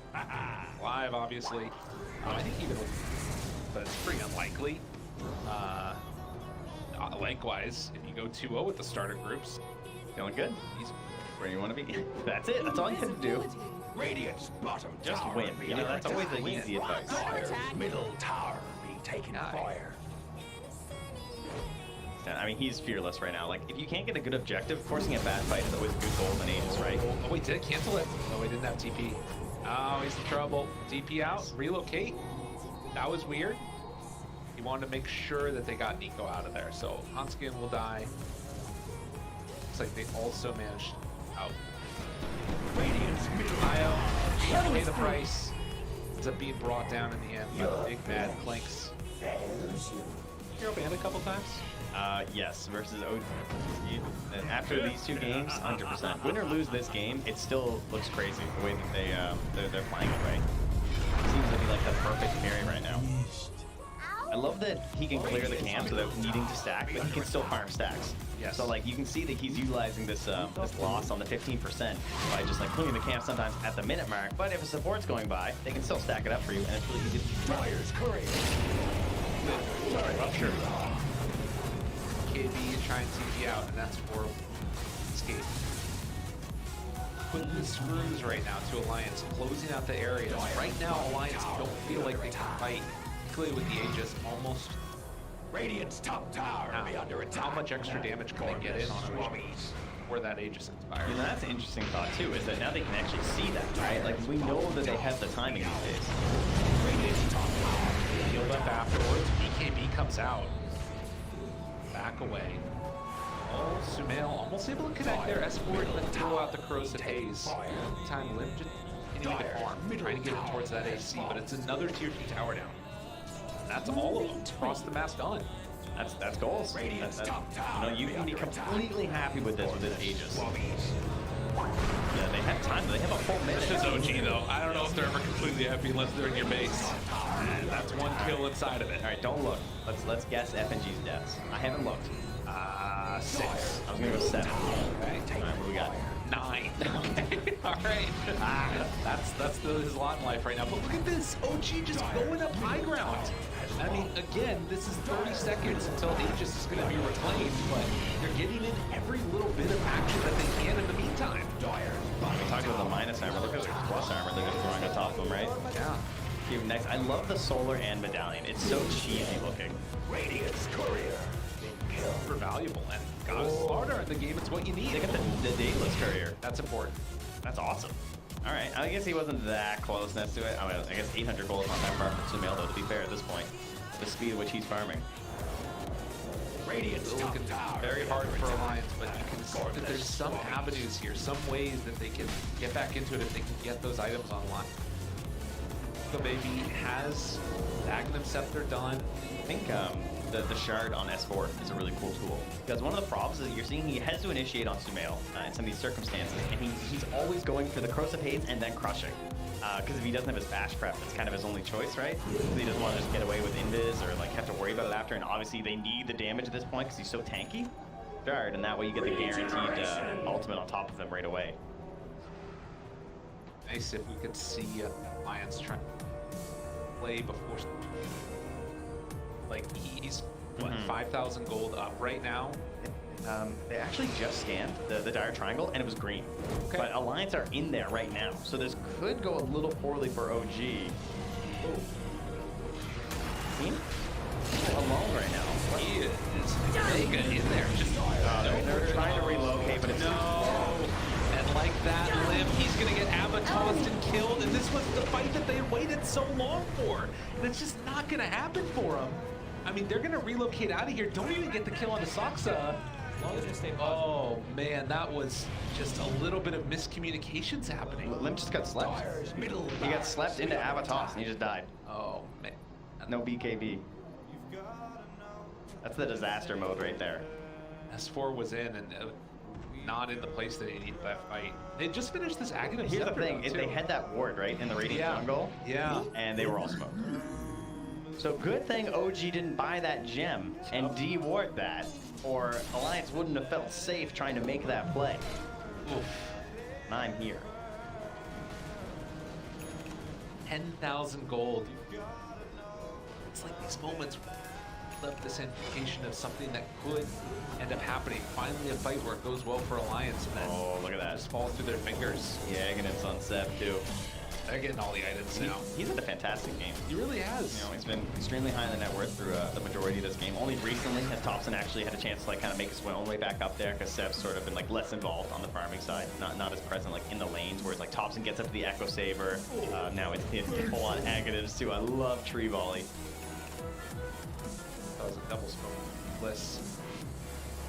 Oh, you don't have S4 in it? It happened right there. Now 𝙬𝘃 comes out. Finds Limp. It feels like it's falling apart. Can they blow up 𝙬𝘃? BKB, run away. Tree volley goes out immediately. They have to freaking TP out of there. Hanskin's going to be controlled. They take down S4. Now seeing if they can find the kill on the IO. The missile is going to chase down out of there. They managed to get out on the IO at the last second, but just nothing going the way that it needs to be right now for Alliance. OG looking clean as can be. Dire middle tower. 𝙬𝘃 just stands so far back and lobbing this into the towers. What an interesting spray to drop down there is, oh man. OG looking for the tier 4 towers now, what, 15 seconds away from everybody being back alive on Alliance. It feels like they haven't even gotten the chance to take a fight. They know that there's no BKB available on NicoBaby. He just has to sit there and take it, relocate back. Limp gonna get 𝙈𝘀𝘶, gets the blink away, but the towers are falling. OG throwing the tree volley into the fountain. Where's the answer? Alliance don't have it. They're not done though. They want to keep fighting. They're smoking out. They see an attempt here. Oh God, is it gonna work though? I mean, they just blink away. Alliance, nowhere left to go. The tree volley died. Oh, he just drops. No BKB available. Literally Murphy's Law of Dota happening right now for Alliance and OG. Are they gonna be able to back out of there? NicoBaby trying to chase in. Can they take a good fight finally? 𝙈𝘀𝘶 down low, tries to pull them out further. But Alliance, have they done enough? Can they do enough? The right clicks come through. 𝙬𝘃 blows them up. NicoBaby down low. They break the tether. It didn't work. Thompson is able to jump in and snag him. Oh, what a play coming from Thompson at the last second. As they chase in, looking for more. Seb continuing to find him. They only lose one in that snapfire. The mass tips come out, as there's still some salt in the veins from earlier in the season. OG looking to end this one emphatically. There were some moments there where they were close in that team fight, but Thompson just read any hope that they had at the end there. Big plays, and now the chase down continues. This kind of looks like a little bit of a beatdown at this point. They're still going to buy back on NicoBaby. Again, not going to give up. They have the heroes with some potential, of course, right? You know, you never know what can happen with the gyrocopter. You have the IO. Rapier Dota, perhaps, a little bit on here, but I'm a little surprised that they're still playing this out. I'm not going to lie. There's not a 0 at the end of that number down there. No, it could be a while until there's a Rapier, for sure. True. But Alliance clearly saying we want to play to that. We're not going to give up yet. Even, like, they want to smoke here. They head on in. Or head back towards the Roche, because in all that fight, I mean, so there is a Roche available. Yeah, they're going. Alliance. Both breaks. Right. S4. Good crush. On the 2. And ruptured and in trouble. So he tries to back away. S4's dead again. He has been on the struggle. And now the chase forward, slept.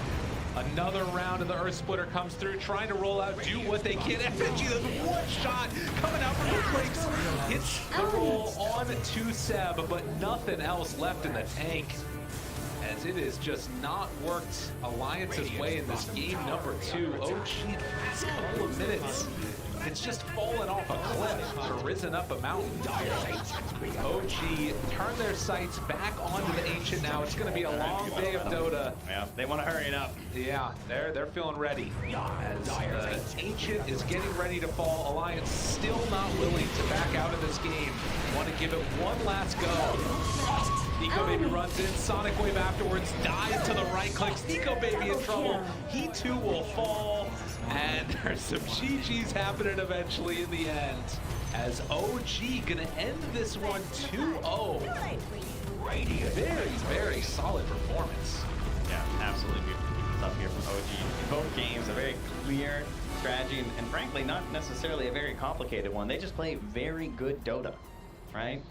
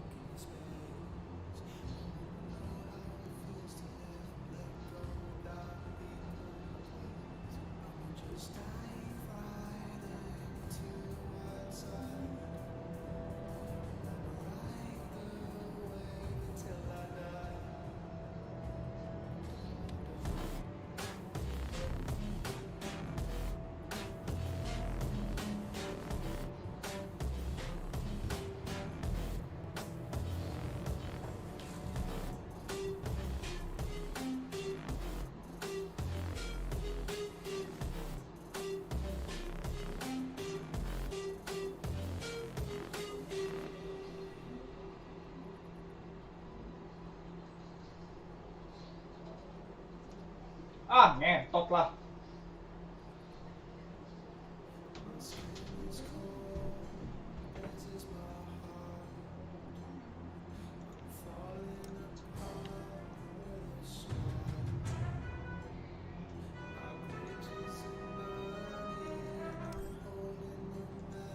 Good at the start. It was looking.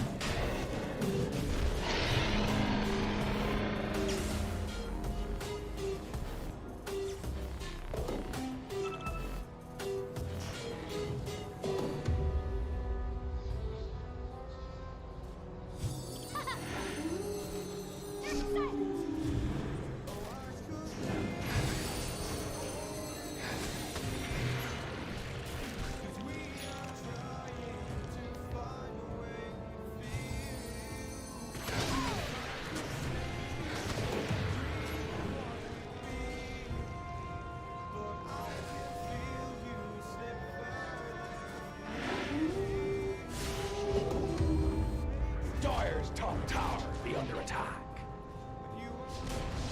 Dire's top tower has fallen. Radiant's bottom tower be under attack. Under attack.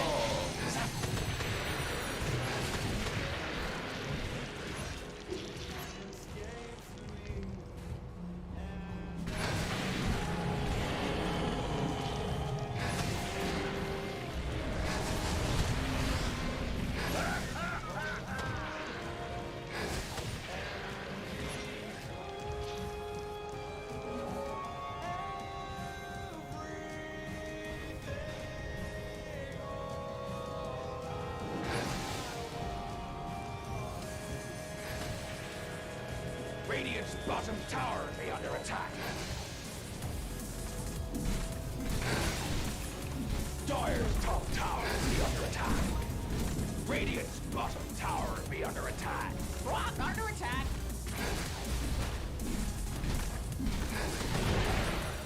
Radiant's bottom tower's fallen.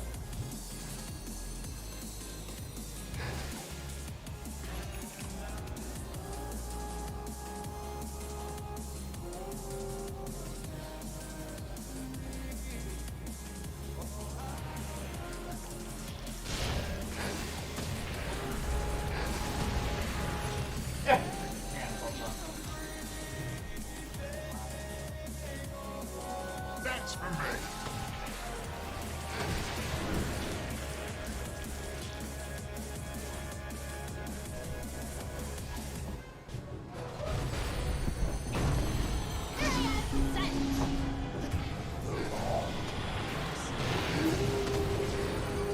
Dire's top tower be under attack.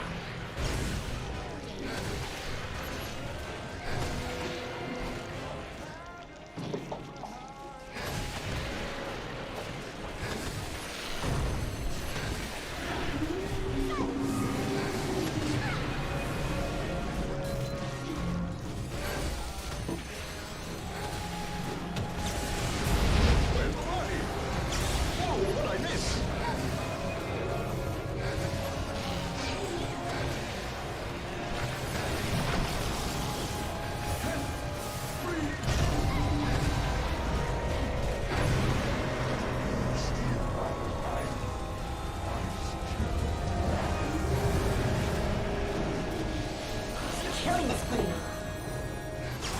I'm over here. Over here now. Dire's top tower be under attack.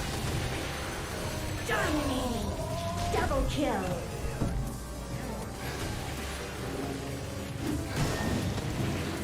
Dire's top tower be under attack.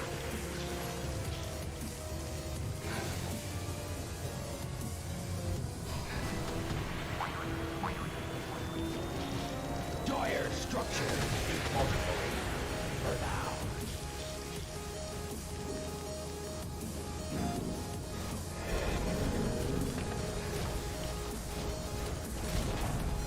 Dire's top tower has fallen.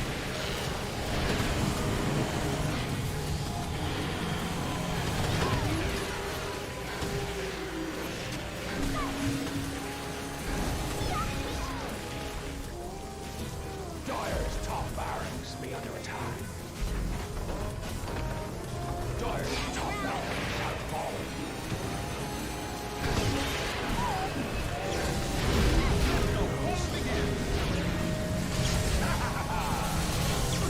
Mega kill. Over here! Unstoppable. Double kill. Expelled from the nether reaches.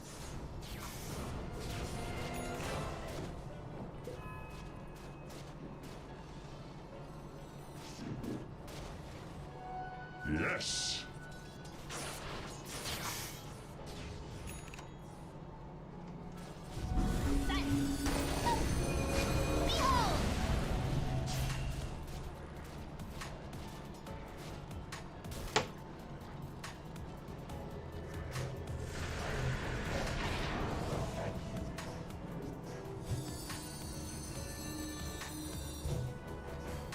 Dire's middle tower be taking fire.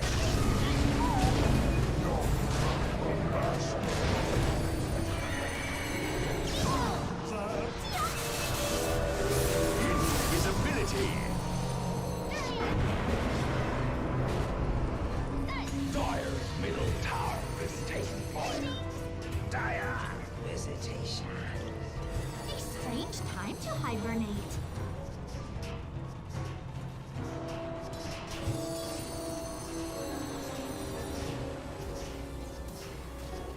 Silence! Dire's bottom tower be under attack.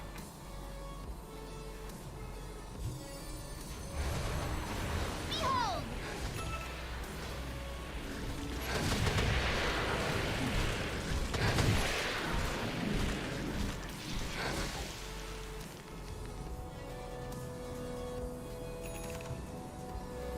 Huzzah!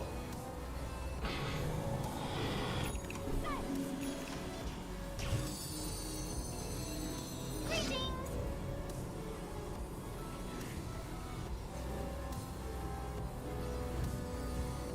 Huzzah!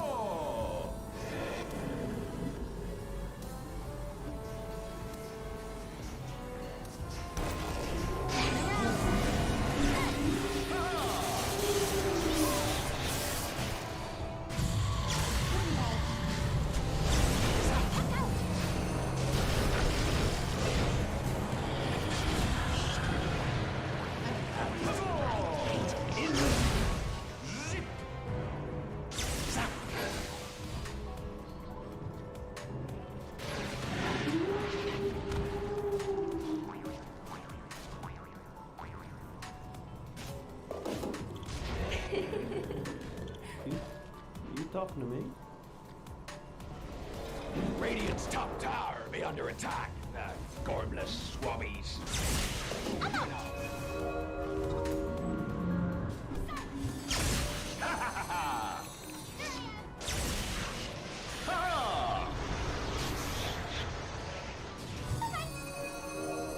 Huzzah! Radiant's couriers being brutally murdered. Everybody's just a number. Stupendous!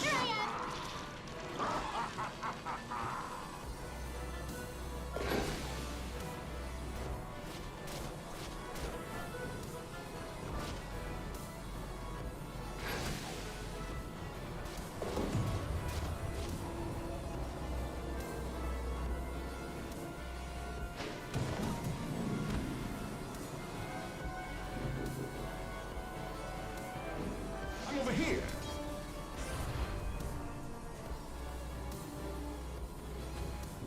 Huzzah!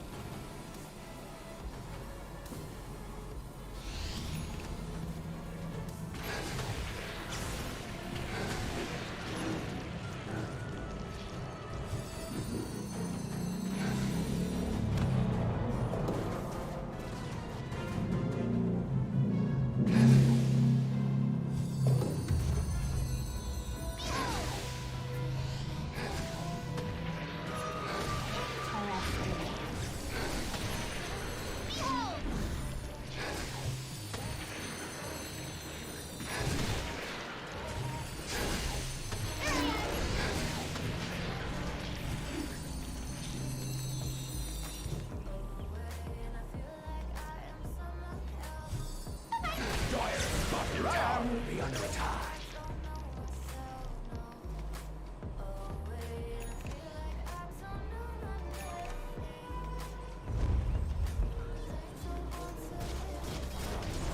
Dire's bottom tower be down.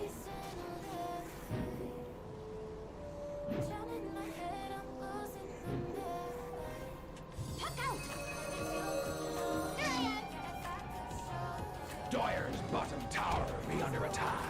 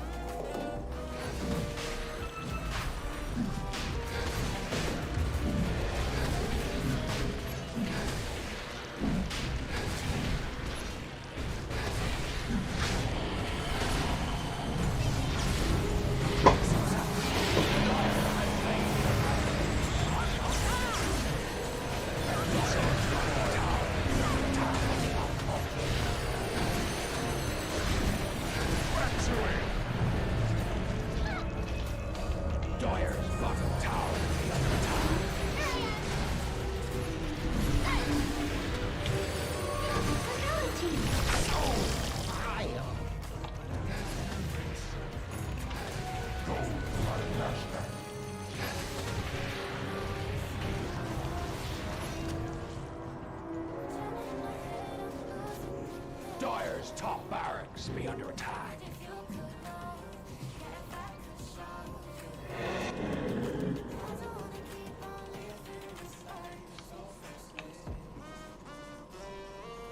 Gripped, like Earthshaker dies with.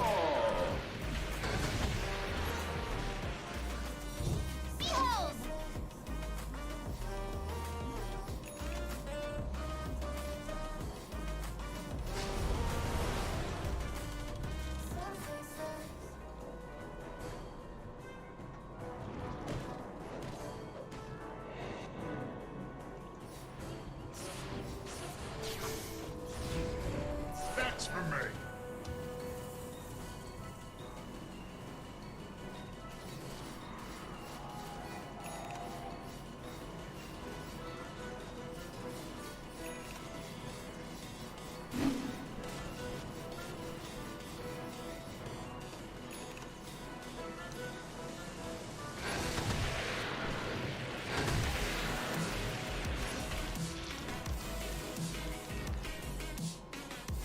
And, you know, maybe some other people that might be in trouble.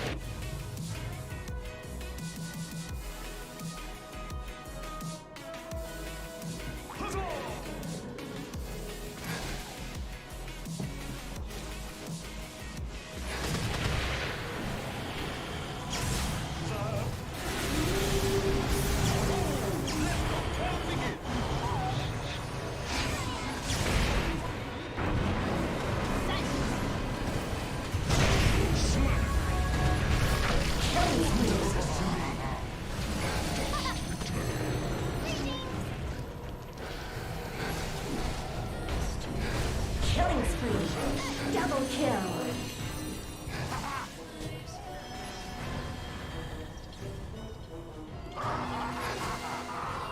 Да нет, друг, я не оправдываюсь.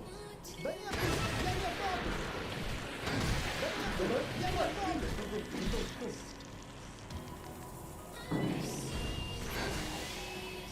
Radiant's middle tower be under attack. Good thing I ate those creatures before I came. Radiant structures be fortified. Radiant's middle barracks be under attack. Dominating. Owning.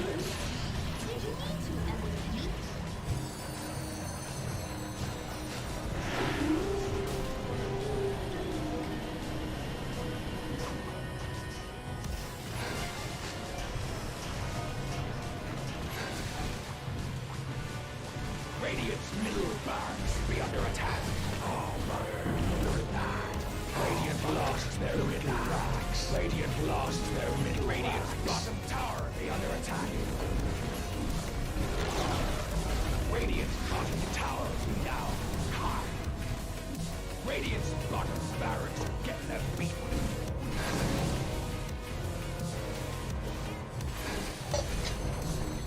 Radiant's bottom barracks be under attack. Radiant's bottom barracks have fallen.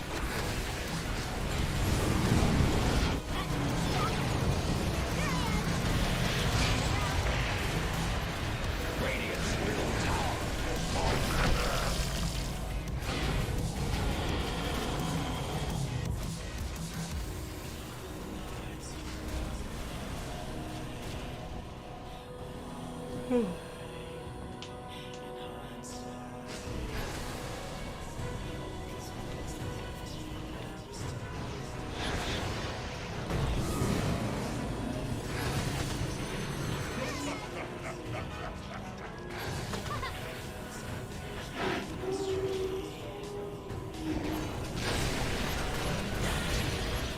Dire's top barracks be under attack.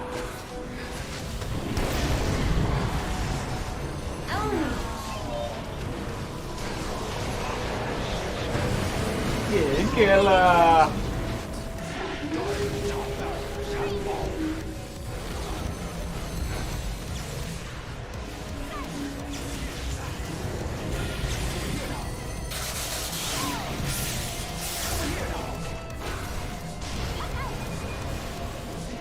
Unstoppable. Owning. Radiant takes under attack. Dire's middle tower. Dire victory.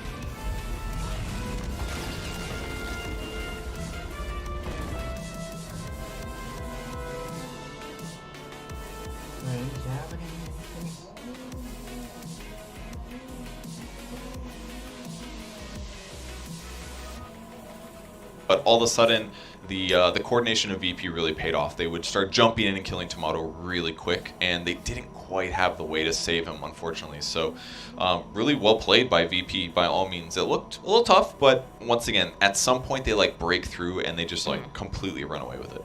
Yeah, and again, you take a look at the scoreboard over here, and you can see just how efficient the movements have been.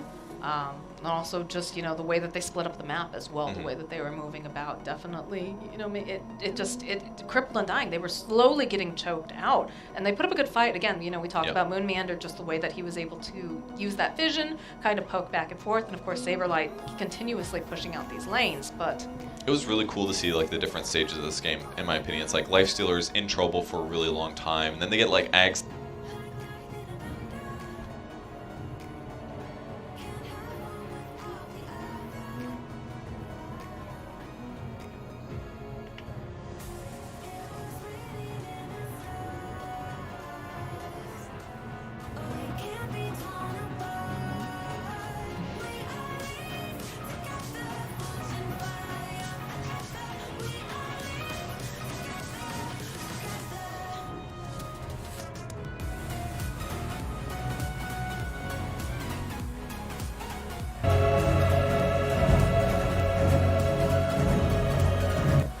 I can't have this inconsistent.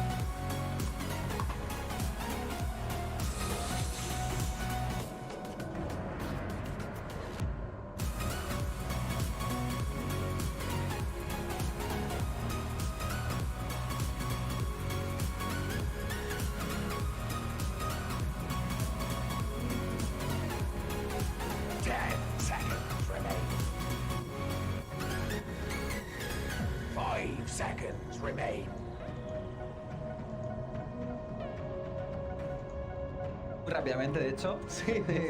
Y esta serie que, bueno, duelo de regiones, ¿no? Como comentábamos antes, después de un OG.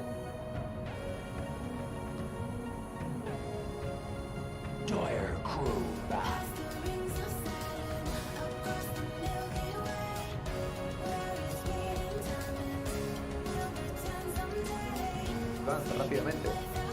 Ahí está. Ya tenemos entonces a una Weaver y un Ender Titan de parte de los chicos de Bichigame, mientras que Fnatic, ahí está el peligrosísimo Tiny ya presente junto a un Silencer que va a poner en aprieto. Sí, Silencer. Yo creo que se va a ver de vez en cuando, ¿no? Porque está bastante bien ahora mismo para fase de líneas. Luego también tiene ese nuevo Aganis, ¿no? Que también te permite escalar bastante bien.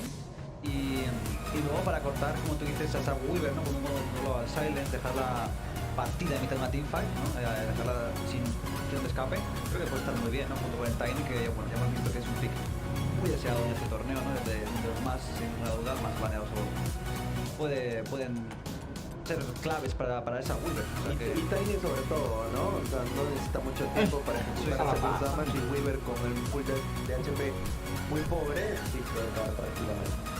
Claro, me sorprende bastante lo de la Weaver, a ver qué tal les funciona al equipo de Bichigame. Es verdad que la reducción de armadura sí que ahí tienen esa Weaver, pero un poquito débil contra ese Tiny, hacia Weaver, lo arriesgado.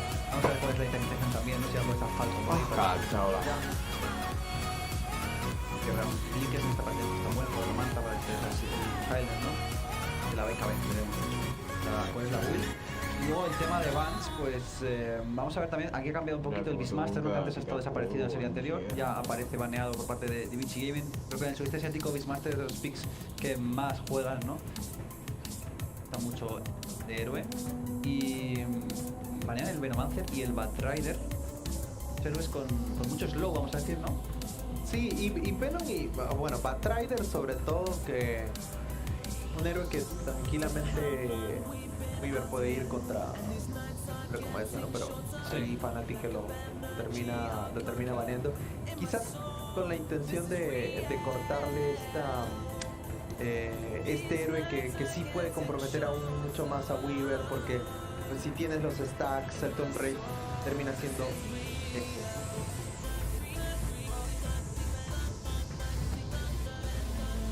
por ahí apuestan por ese Tide Hunter. Bien, me gusta The Hunter, le faltaba teamfight, ¿no? al equipo de Bichi Gaming y ahora ya con el de Hunter y el de Titan, pues van a tener más tiempo. Ese combo es terrible, ¿no? El Echo Stomp, un buen Ravage. Sí. Es verdad que tienes el global para intentar que no cuadre toda la perfección, ¿no? Ahí por lo menos tienes una herramienta. Y lo que pensaba los más de Fnatic, ¿no? De ese Battle y SB, ¿no? Es que buscan algún héroe con poca movilidad, tipo SB, ¿no? Tipo algún carry de ese estilo que le puedan fastidiar mucho con tanto slow. A ver, Tiny también le fastidia mucho el slow, ¿no? Demasiado rápido, pero un SB, por ejemplo, debe estar bien. Sí, y además que Sven están bastante metidos, ¿no? Sí, yo digo por los bans que veo. Es verdad que el Lycan, pues bueno. A ver qué más puede piquear. Entiendo que eso lo dejan más adelante, el pick de carry, ¿no? Vamos a ver también laner, no sé si va a ser ese Tiny al final, si va a ser support. ¿Cómo lo ves? Yo creo que Tiny lo va a llegar de core, ¿no? Sí, se aprovecha mucho más de core. Sí. Pero claro, lo sacas de primer pick y tienes la oportunidad de flexear, ¿no? Sí. A ver. Porque con el Global Silence también, dentro tu propio combo también viene muy bien, ¿no? Mars es algo que combina bien. Porque tú lanzas en la arena el Global Silence y ya tienes una herramienta para poder pelear, ¿no? Con una ventaja. Claro, y otra habilidad más que compromete mucho a la movilidad que puede ofrecer Weaver, ¿no? Sí. O sea, con una... buen catch, ¿no? Para ser Weaver. Muy No sé si irá por el Eul temprano o ya por la daga, pero creo que ambas opciones pues, viables para el Eul sería muy doloroso para Weaver, en verdad. Sí, con eso ya la vas a setear bastante bien, le das oportunidad para que venga el Tiny, coloque la avalancha, todo. No, ya. Fnatic me gusta bastante los picks. Fnatic, o sea, está pensando mucho en qué tanto va a ser muy molesto para Weaver. Posibilidad de robar ese Sukuchi también es muy bueno para el Rubik, el propio Ravage. Una línea a priori muy dura, ¿no? De Mars, Rubik. De hecho, de las offlanes más jugadas, ¿no? En partes anteriores, cuando Mars y demás. Esta dupla de héroes. Y vamos a ver con qué responde BTG, porque necesitan algo, ¿no? Que dé la vuelta a este pinta bastante flojito para ellos. Mira, pues esto me gusta. Poner la Weaver en una posición que no sea de core, había pensado que puede ser una opción, ya que está bastante countereada, lo hablamos mucho, y ahí sacas la Spectre, y lo que hablábamos, muchos de Weaver, pues Spectre. Tiene opciones de carrilla de estos leagues. Sí, que al final fue como un flex y no lo vimos del todo, creo. Y ellos también se acomodaron, ¿no? Y dijeron, bueno, sí, ya, estás contrarrestando todo Weaver, ¿qué tal si te saco otro core? Efectivamente. Un poco como la Kuro, que se da antes de segundo pick, al final la puso super, pues igual. Esperemos que no sea la misma historia. Totalmente. A ver, la Weaver 按照以前版本来说，但是现在这个出装可以让它刷打结合，就成型会比较快。ban掉了一个这个破坏哥啊。对，ban了毒龙。Fnatic也很懂啊， ban掉了曾朝阳同学的招牌英雄曾朝阳火女。对，因为他们现在阵容没爆发，阵容真的是毫无爆发，只能说。 因为你幽鬼是 A 上紫月那一套，输出也不是靠他自己打的。是的。队友必须要补点输出，除非他装备起来了嘛，那他秒一个酱油没问题。他拿到 A 仗，大多数情况下是为了去蹭这个人头。对他蹭一下，在前面他的输出是不足以作为去单杀的嘛。VG 这边的一个中单所承担的责任就会比较的重了。哦。火枪。 有马尔斯的情况下，依然选择ban掉了火枪。对，可能是觉得自己这个阵容切入能力弱了一点。有可能觉得火枪如果这个装备起来了，手比较长，他找不到后排。是的。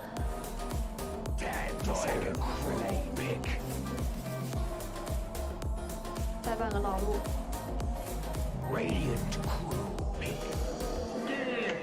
死亡先知。又补了一手推进，这样 DP 小他们如果说打一波团推塔能力很强。对，而且我觉得这手 DP 可能有一定的这个以选代办的味道啊，就是他选出来一方面是跟自己的阵容有一个配合，同时DP 其实对于小这种比较偏肉的英雄来讲的话，也是有一定的限制作用的。是的，现在 VG 的阵容尴尬就是在他前排有，但是他的输出不够，而且他感觉刷不过对面阵容当中的小啊，就幽鬼这个英雄想要去跟现在版本的版本之子小来进行放对拼的话，是肯定拼不过的。对，而且他推塔和控盾能力都没有。这阵容就是吃一手幽鬼要无解肥，选择了影魔来爆发了。来了，曾骄阳选择了影魔。影魔的话，现在流行那个雾魔嘛，因为它一个魔晶，它会让它这个魂嘛，直接就增强它那一下的攻击力，就是在那一波的爆发能力会比较强一点。对，还不错吧。但是这把如果走雾魔，不知道队友能不能稍微给点帮助。应该是要走雾魔，主要是有这个沉默在，对方有一个沉默术士外加死亡先知的这样一个骗沉默，就是这两个技能对于仿魔来讲都会有一定的限制。对，但是烦是烦在幽鬼要放，然后他的双酱油没有主动控，就是他不能够说是帮助把这个节奏稍微拖一拖。明白，你就比较担心，如果说这个他们前期不顺的情况下，很有可能两个大哥都在打钱，然后打着打着发现就都在打钱，就没得打了。对的，如果是有这个吹风咬个打杀点人的话，可能还好，因为吹风有个定位，这样大牛的踩，对吧？能放得到，然后包括蚂蚁的蝗虫，也能更好去接上技能。如果说他走的是雾魔呢，他首先肯定是自己是不带控的，是的，然后也没有办法说咬一个特别好的大招，然后双酱油又不可能，你说这边5个人站一块给这个大牛去踩吧，然后草系也是大招真空期比较久，所以非常看这个对线，如果对线不是很顺的情况下，可能有点难。两边阵容现在已经是选择完毕了啊，影魔这个英雄我还是蛮期待的。对。现在我看那个之前看欧服路人局啊，他打中的胜率不是特别高，就是我见过那种打1的，打1的还能刷起来，还能赢，那打中的影魔胜率都不是特别高。对，因为影魔这个英雄他主要是跟节奏能力，他帮自己的队友来提供那个非常关键的致死伤害嘛。对，他不像类似于像什么蓝猫啊或者紫猫这个英雄，他是可以帮自己的队友来找节奏。是，确实大家都是在打雾魔，因为不管是这个大影刀的一个装备，还是说他这个出魔晶，他的正装输出能力都很强。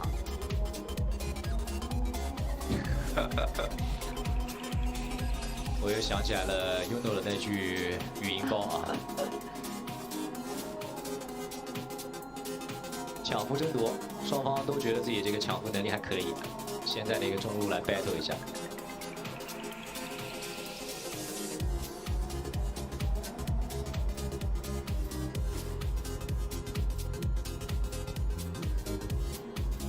都在蹲，因为这个时候互相蹲的一个作用就是首先要探眼，然后要阻止对方过来探眼。对的，这心理上的一个熟路了呀。而且这边危机应该是将自己前期的2个假眼全部都用来保护了中路啊。他有一个放在了这个上路的高台位置，还有一个是放在了中路对方的塔前位置。他就站在这里，让你没办法探到眼。抢符的时候怂了一点。现在客户端也是有一个预测啊。这样危机应该是3符出门，还算是比较舒服的一个开局。对。我感觉危机其实这场比赛的 BP 啊，就还是蛮符合我对于这个版本的期待的吧。就他们玩的都是一些流行的东西。你想，就这个版本流行的中路的物理影魔，以及还有像这个版本流行的4号位的蚂蚁，就紧跟版本趋势。对的，这个状态还是比较好的，没有说拘泥自己在上一个 Major 玩的那些东西啊。是，而且打 Fnatic 吧，我觉得这队伍的强度不是特别大的情况下，都可以去尝试。当然我建议是第1局先稳扎稳打把它赢下来，然后第2局再看对手第1局的强度，决定要不要试一些新的东西。确实啊。他们 Fnatic 最近也比较有经验，在自己塔前做了一个睁眼。你像 OG 就很鸡贼 ，OG 第1局他试探出来 Alliance 的强度，他觉得 Alliance 这个队伍好像我不需要用新的东西我也能赢。他2盘东西其实就换汤不换药，就是大哥小骷髅体系嘛。对，节奏很快嘛。你暂时还不配我出第2套招数，就已经赢了啊！医学已经诞生了。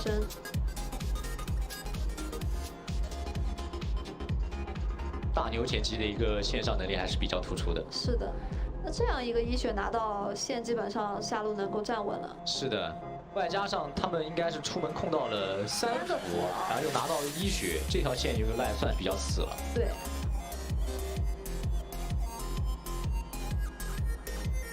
看中国队的比赛有一种紧张的感觉，你有吗？这一局不是特别紧张啊，这一局不是特别紧张。对，主要是我觉得这个应该是要拿下的啊。刚刚在休息室看4轮一起看的时候，多少有点紧张。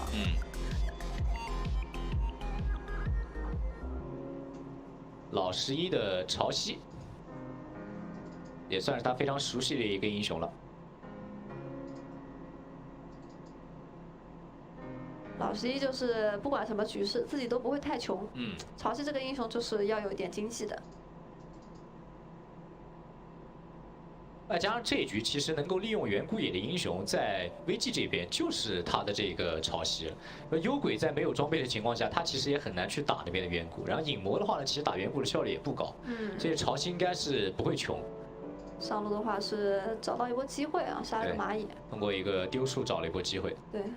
地上有这个针眼插的位置有点刁钻，他不是很有机会去反，那个树也没有去把它破掉。是的，前期 Fnatic 在这个自己的上路线上还是下了本的，就插的这2个针眼在前期的一个作用还是应该要体现出来。对的，毕竟人家投入了嘛。是的，因为你选蚂蚁，如果线上被对面这个蚂蚁打出优势啊，这个英雄就有点强度有点高。是的，好多针眼啊！哇，真是下本啊！他应该是用那个针眼分掉了大野，同时线上的这个针眼配合找机会看能不能击杀，然后再放那个针眼防止对方来分自己的小野。对，这本是真的下足了。拉满了。中路的话，5刀上影魔占优，DP也没啥办法嘛。影魔这个5刀越补越顺的。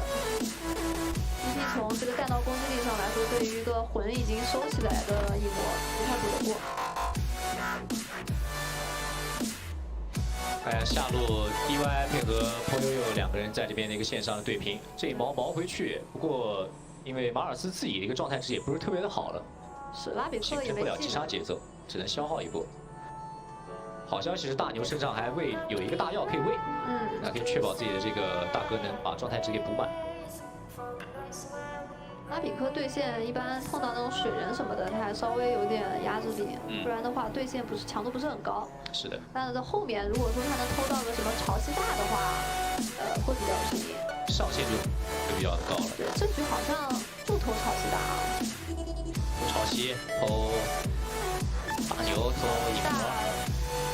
他如果站位好不难偷。其实最想偷到的是什么？如果说我这个拉比克，我最想偷到的是蚂蚁缩地。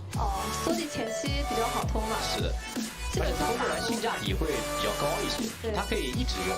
是的。然后打团就是潮汐抢上来跳大路，他站位站得远一点，然后秒偷。秒偷的话，潮汐马上给毛巾也是来不及要被偷掉了。是的。老11是真的凶啊，他真的是一个刀都不想让对方补啊，就直接已经在5分钟的时候冲到塔下去强压了，而且感觉有机会啊，毛巾下撞一下杀掉了，漂亮，勇啊！所以我非常喜欢老11这样性格的选手。他就是抓人的机会和就是击杀的这个机会抓得特别好。是的，他就是他基本上在自己取得优势，或者说他判断自己取得优势的情况下，他是不会有任何撤退的举动，他永远是会选择压着你打。是的，就这种打法的话呢，观赏性会比较强一点，当然也会伴随着很高的风险嘛。就一不小心，如果对方有人支援过来，很有可能他就会死。对。哎，再来挂上蝗虫，这就是小小难受的地方了。他 A 蝗虫特别吃力。是的，因为他前边没有到20分钟，没有买那个魔晶的时候，他的抓数 A 人是有次数的嘛。所以你这样抓了个树用来都 A 蝗虫了，就很尴尬。而且小小是这个出门零甲单位，而且他没有敏捷成长，他没有到6级之前没有甲，被这个蝗虫挂了以后是真的很烦。对，就是他的巨浪加上蝗虫嘛，等于说是双减甲。对，感觉VG这场比赛刻意放小小也是有研究过的，想试一下看一下这套到底打小小的效果是如何的。对，小小其实对于比赛节奏来说不难针对。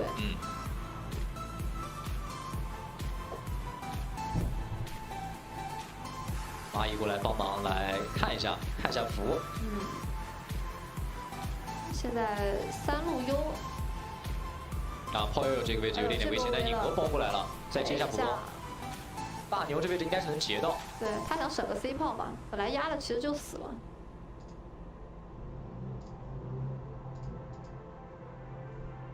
因为上路的兵线现在感觉对于 VG 来讲已经算是站得比较死了，所以说就解放出来的蚂蚁可以让他去做更多的事情，对，可以去打一些信息出来。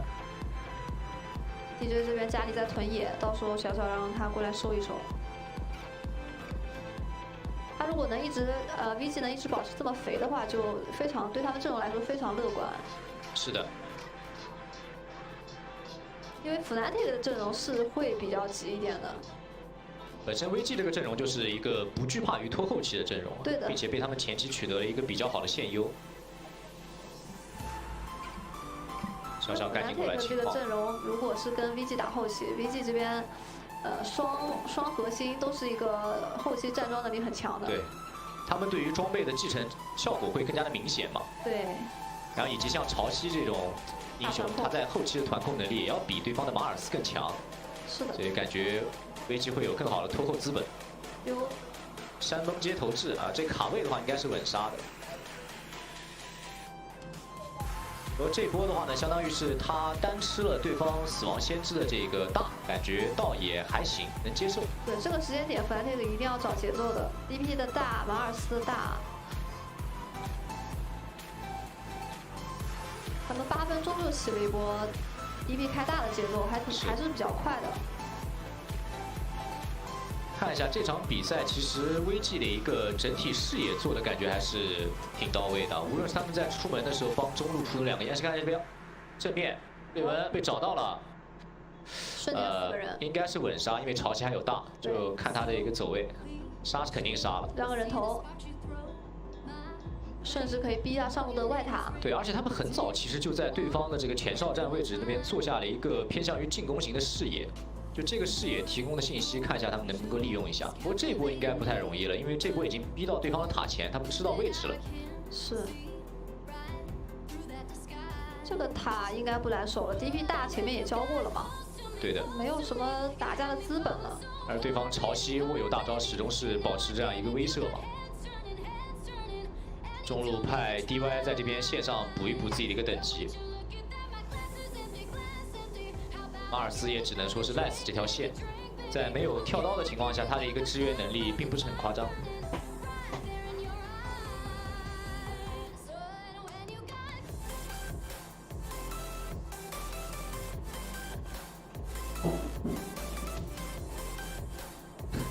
幽鬼出的这个装备在之前其实被大家称之为骗钱之刃，就是一个猎鹰战人，但现在好像被很多人认可了，觉得他这个道具的一个性价比还可以。对，之前AME 整蛊，他在打路人的时候出2个，然后骗了强叠属性是吧？骗了国外的选手也去出，然后后来他自己不出了。发现有点贵了，因为一个1100，两个2200吧，2200买的这2个装备，又占格子又贵，后来他就不买了。为什么？跟这个社区论坛里面学的。确实啊，好像是。又是在社区里面学的。他学了试一试。我想起来之前有一次采访他说是那个7分钟裸闪时的力丸，就是他当时是怎么想的？他说我跟社区学的。是的。但这个道具现在就是做单件来讲的话，性价比还是可以。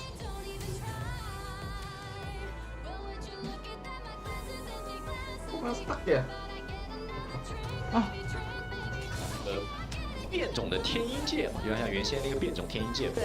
哇。因为我记得回应战刃削了吧，它好像只有1.6还1.7，就是没有这个 But I'm really curious to see how this. Not as good. Oh, nice. But, You said I thought you were. And I guess Pip's a pretty good observer. He's okay. Get JJ's.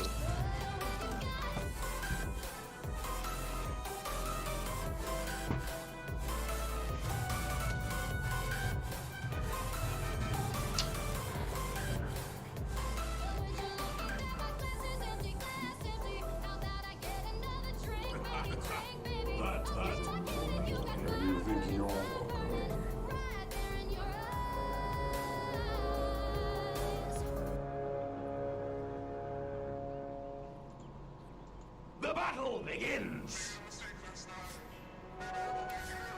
Ada rapat deh.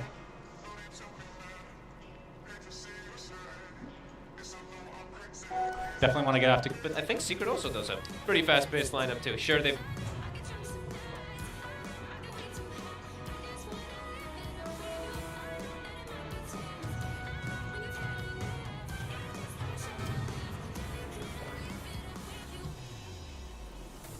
Power kill, yes. Tidak.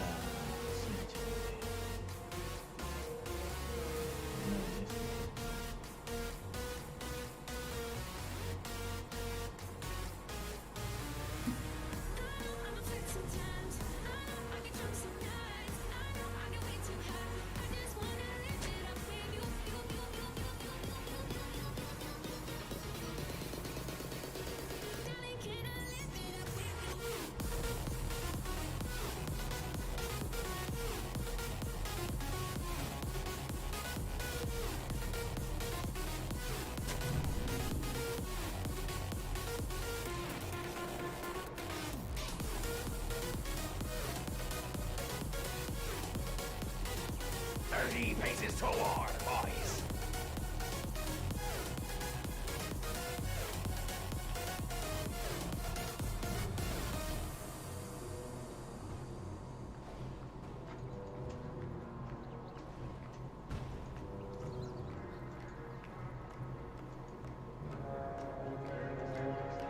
去干嘛？会不会风远谷之类的？这里眼位看到血魔是落单的，是的，过来打了，毒球，打两拳，赶走吃符。下路我还是被对面打了一个，赢了2服。So much blood. 我一级学的是尖叫。 I don't think you get more than one still. That means very strong heroes. Buddhaya, we saw a lot of like 204 builds, right? But that second point in Desolate, taking the bonus damage from 18 to 32, it's most valuable. And suddenly you're... Ban the best offlaners are the best carries or best over there. Important to note too that both of these teams actually do have coaches. Over on the side of Beast Coast there is Papita, who recently, he was on Team Infamous. What is your reasoning for Quincy Crew being top 4 or bottom 2? That's. 下路线上也在打。You're talking about just group 行家 or 开始 TF? 拼一套了，这蓝胖海民。在区内里啊都没走，还有蓝胖天使。对，缩地拿一血，而且海民是没死，贴一个。 Trying to go up head to head against Collapse. Collapse, can he kill Puppy? Up in time, Puppy's into the trees. Puppy will go down. Collapse able to live. Against the first blood.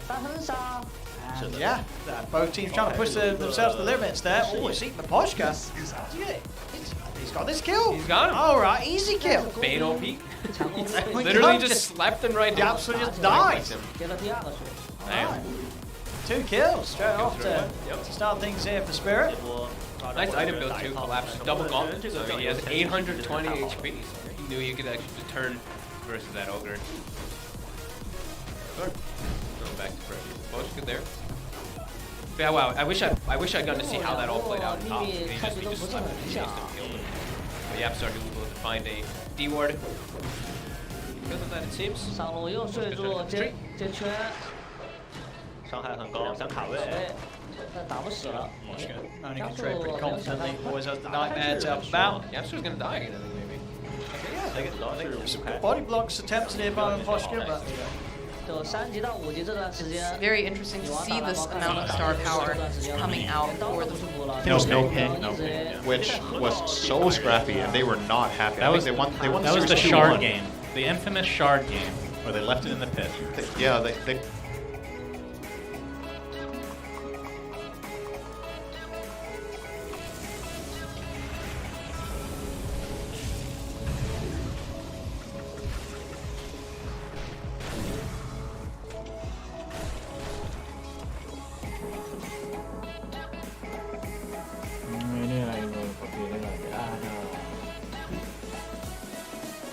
Side with the time walk apparently will be player sort of thing. That's very interesting to me too. show that you did not make a mistake there.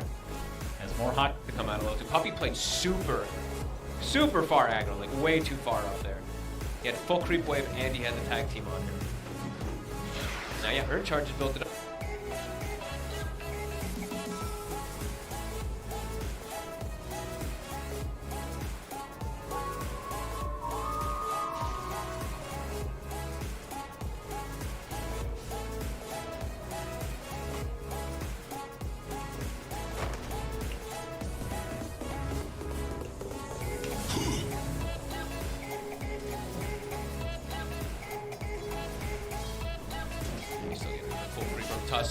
Tusk is not the same about just last hitting. He's always about just killing heroes.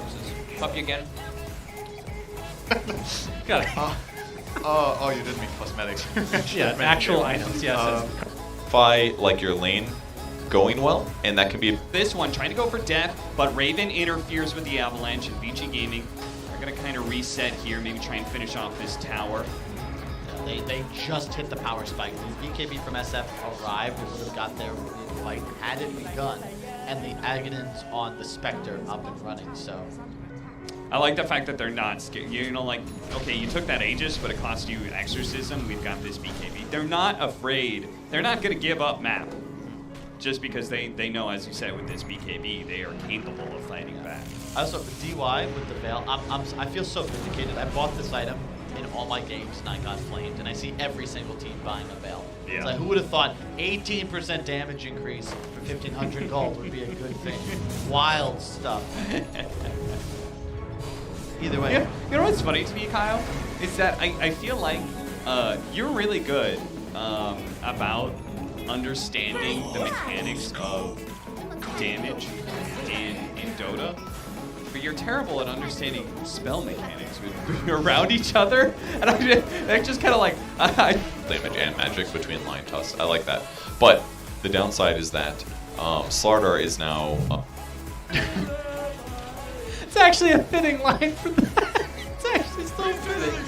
So let's see. When does he come out of Fog of War here?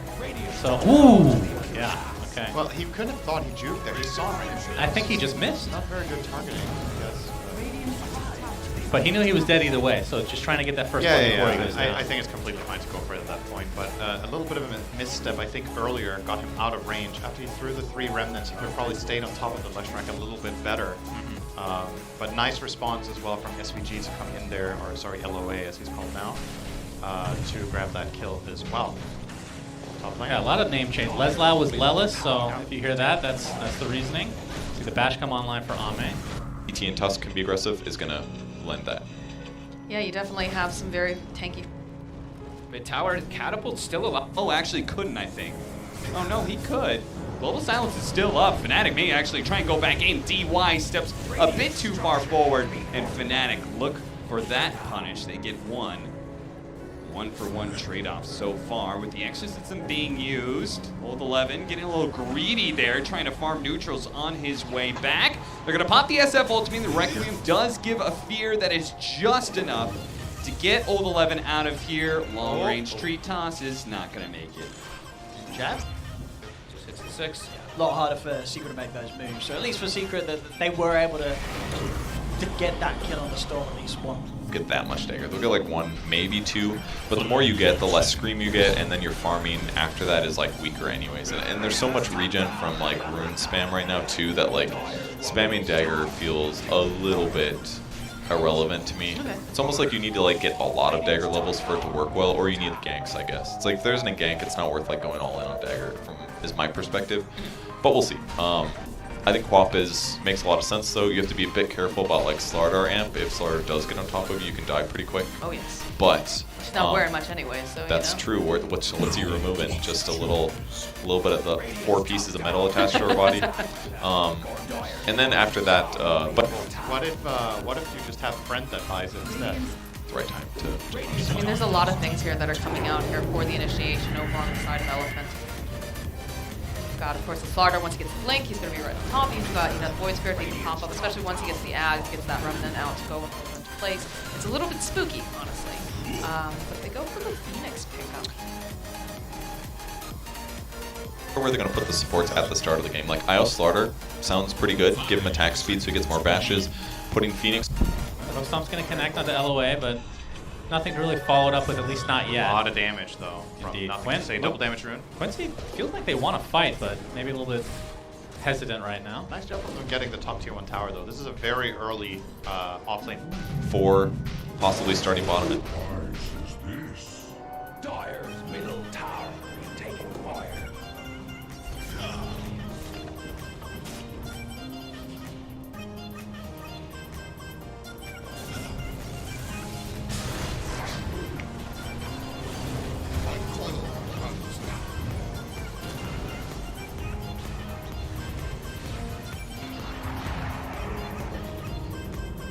Back to the appearance press.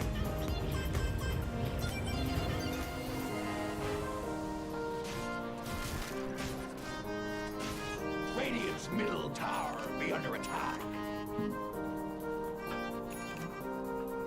Like it used to be, but it's very easy to kick now. You just click the ground in whatever direction you want to kick, and whoever's next to you will get kicked.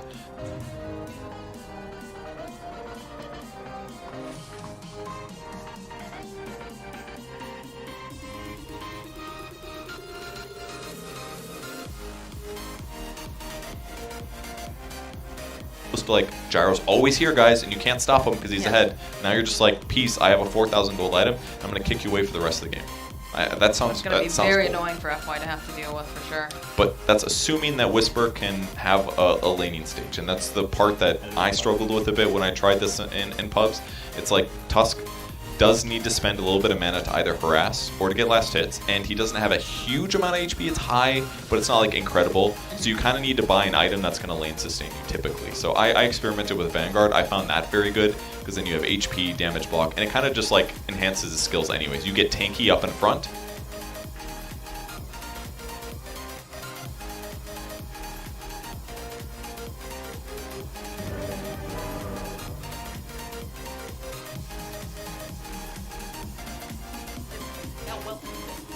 They might not even do it. They might not buy it. I feel like this is when I get baited when you're rehash notes and you on this long, like, this is going to be so good, guys, and you go, Literally. and then immediately afterwards, Everything I just said was you're like, just irrelevant. throw everything out the window. That's what I'm getting. I'm getting the vibes now. mean, legitimately, like, I do not know how this game is going to go. All we know is that he's off lane, and Whisper likes some funky stuff. I gotta say, I'm a fan of the player, because he's like, I like playing in support type heroes as 3. I love doing the same thing. So I don't know, maybe we'll see it, but he could go something completely different. He's gonna go Shadowblade or something, you know? We don't know. Now, how concerned are we if we... I like the question marks. How concerned are we if we look at what they're... Got lots of single...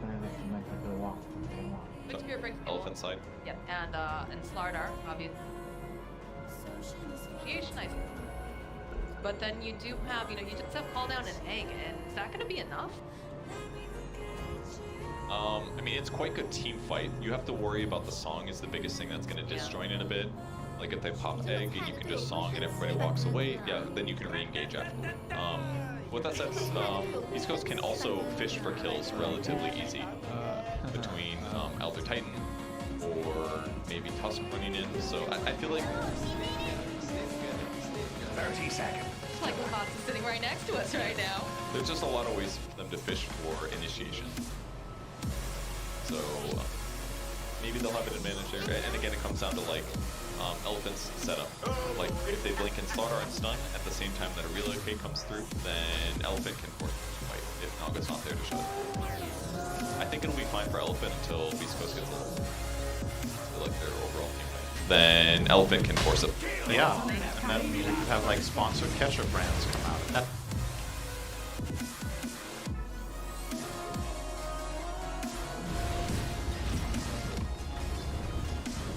Radiant structures be fortified. Radiant's bottom tower be under attack. Rock under attack.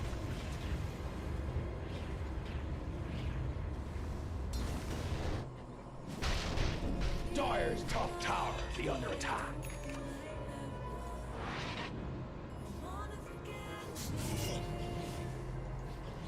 Why with the tumbler toy? Level 6, of course. And this might be a concession of the tier 1 tower. Down. This likely will be a second tower in LGD's way. So, with the treant, like what makes it a successful treant? Obviously, what warrants the pick? That's a better way to ask that. Like, so what did you pick? Delaying the towers, or yeah, you picked it into Lycan specifically, right? So delaying the towers for sure, and then finding one or two good overgrowths, and that's probably what you're hoping for with the pick. So far, it's only really been the tower delays. It hasn't been that great, like 14 minutes ago, you lost 2 towers. The one you have left is the easiest one to take. oh, you see the burrow into the AA ult. Quinn can't even get off the splitter, really.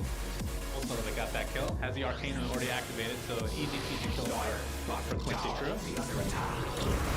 Ame, uh-oh, he finds Yawar inside the Chrono through with the Thunder Strike to help as well. MSF gets off the overgrowth. Just needs a little bit of time to get the Thunder off, but no, gets glimpsed back into the arms of the rest of LGD. Huge kill. Really cool as well to see Ame sidestepping there between every single attack to try to dodge overgrowth from outside the Chrono. Not even really a damage loss, right? As long as you weave in and out between each individual attack, just making MSS's life that much harder, and he does end up overgrowthing it still. With that static storm, they do find the kill. Big one with your War out. They do also commit 2 ultis to it, so maybe a moment here for Quincy Crew to look at this mid tower with some Edict plus meta in 25 seconds. That does indeed seem to be the play here. It's going to TP mid on Terrorblade. Maybe he's just playing triangle for a bit, but I think it's a mistake if you don't take advantage right now of this Chrono being on cooldown. Like, you really want to get something out of it. Might not need to be a full tower, but at the very least, you're going to see here. Notice how Ame starts weaving from side to side. Okay, actually only did it once. It was just enough, Well, did in the end get caught by the overgrowth anyway. Didn't matter. I was there. He's going for BKB next, it looks. Manta was picked up by Yawar, and I want to mention Lelis has, I believe, almost finished his Crimson Guard, which is obviously a great item against Lycan. Not an item we see that often, regardless though. I think it's... I don't know if it's better or worse than it used to be against Lycan back when he went Necro Radius. Yeah, oh, Yawar's all alone again inside the statics on kinetic field combo. That is why the tier 1 tower is going down, so at the very least they get something out of it. That's our big kill. They might lose Quinn too like this. He has Invis Rune. There is a sentry. Okay, he's literally on top of it. The Wolves catch him out. Be a bit careful. There's the time dilation, and he has to pop the Pulse Nova. He's completely surrounded now. Just trying as much as possible. There's the overgrowth to try to stem the bleeding. Looks like Quint might live as a result. So the sacrifice of MSS is certainly worth it. But nothing to say is continuing the pressure here. The Burrow Strike finishes off Y in the meantime. So want to count the War kill to 2 for 1, but now Lelis gets caught out. Double kill for Faith Beyond. Quincy Crew making some crucial mistakes here. Yeah, they're just, they didn't even get the tower. Well, but you probably denied this. Oh, I thought they got that. My goodness. I was going to say about the Crimson Guard on Sand King here now that this fight is over. So the old Lycan build when Necronomicon was a thing, was Crimson Guard was better and worse against it because it had a dispel, right? So you can dispel one guy that Crimson was on, but it will protect a lot of the rest.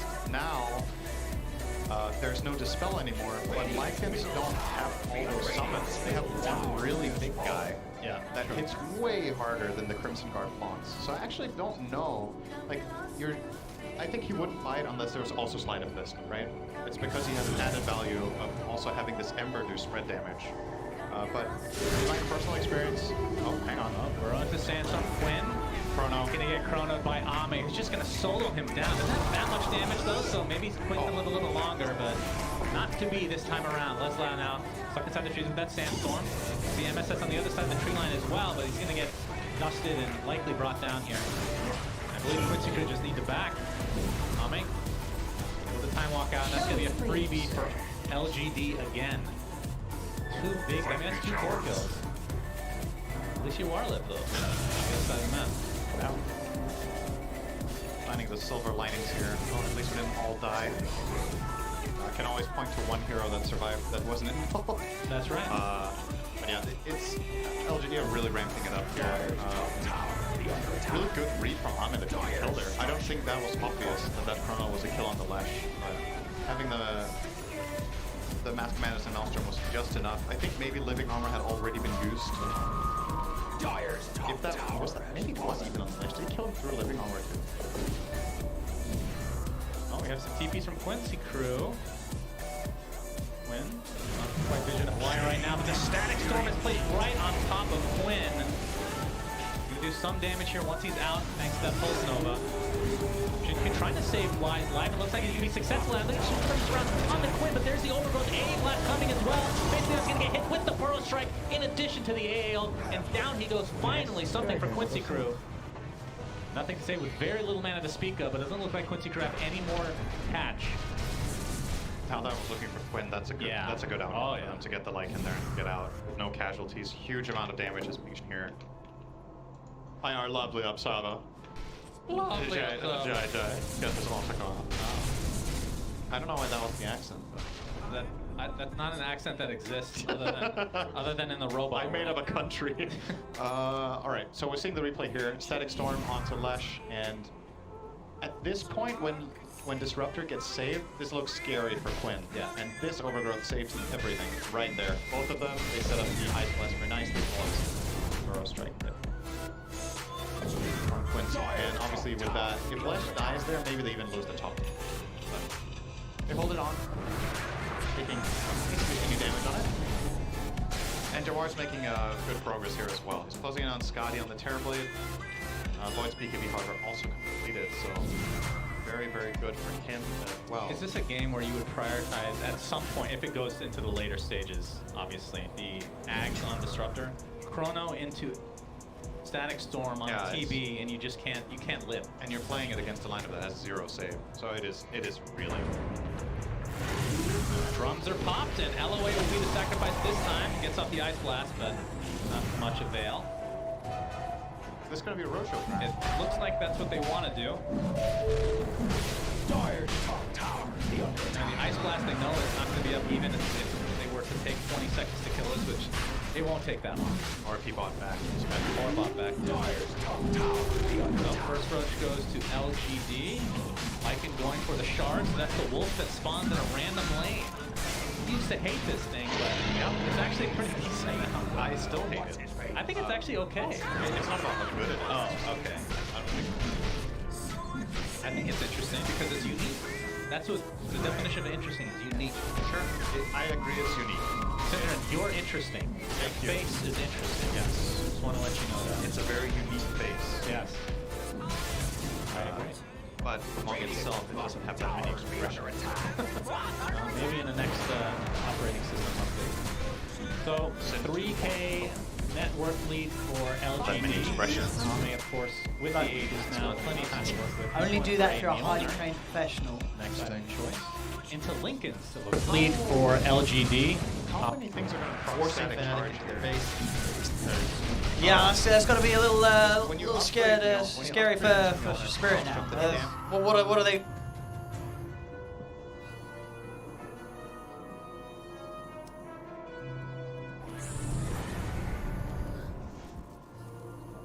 Yes. Dire's bottom tower be under attack.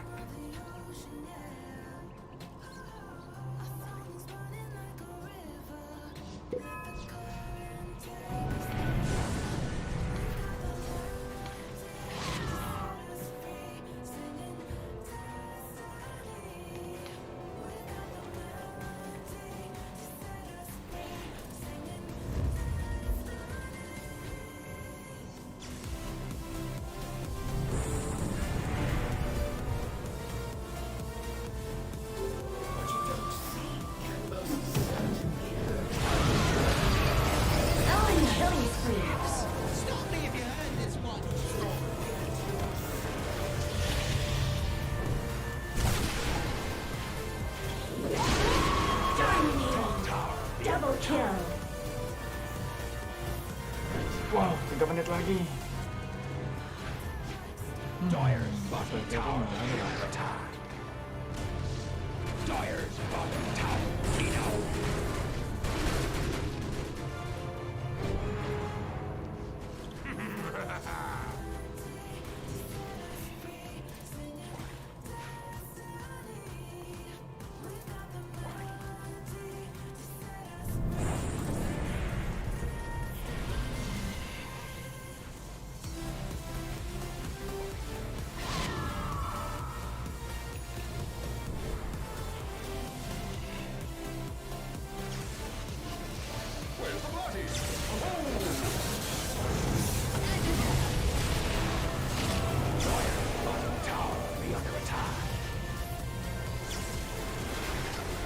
Mati dong.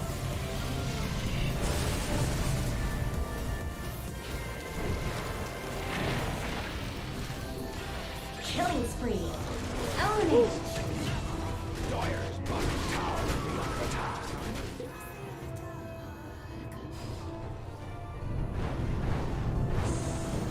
Dire's middle tower taking fire.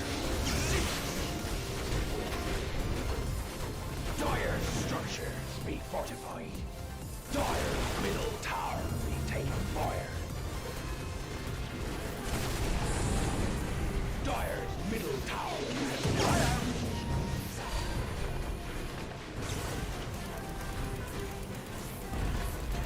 Dire's middle barracks have fallen. Dire's middle barracks have fallen.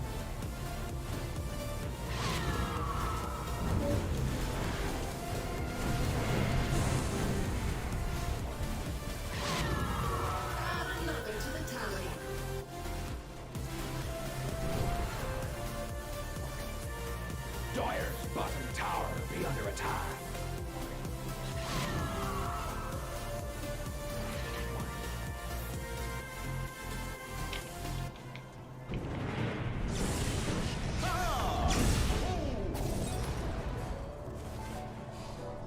Dire's bottom tower be under attack. Worthy tribute. Dire's bottom tower be down. Where Secret get a 4th pick profit. Oh. It hit neutral creeps. Oh no. That's the nerfs. That, honestly, I think that would have killed. Right? Maybe he has Essence Ring, right? He has a...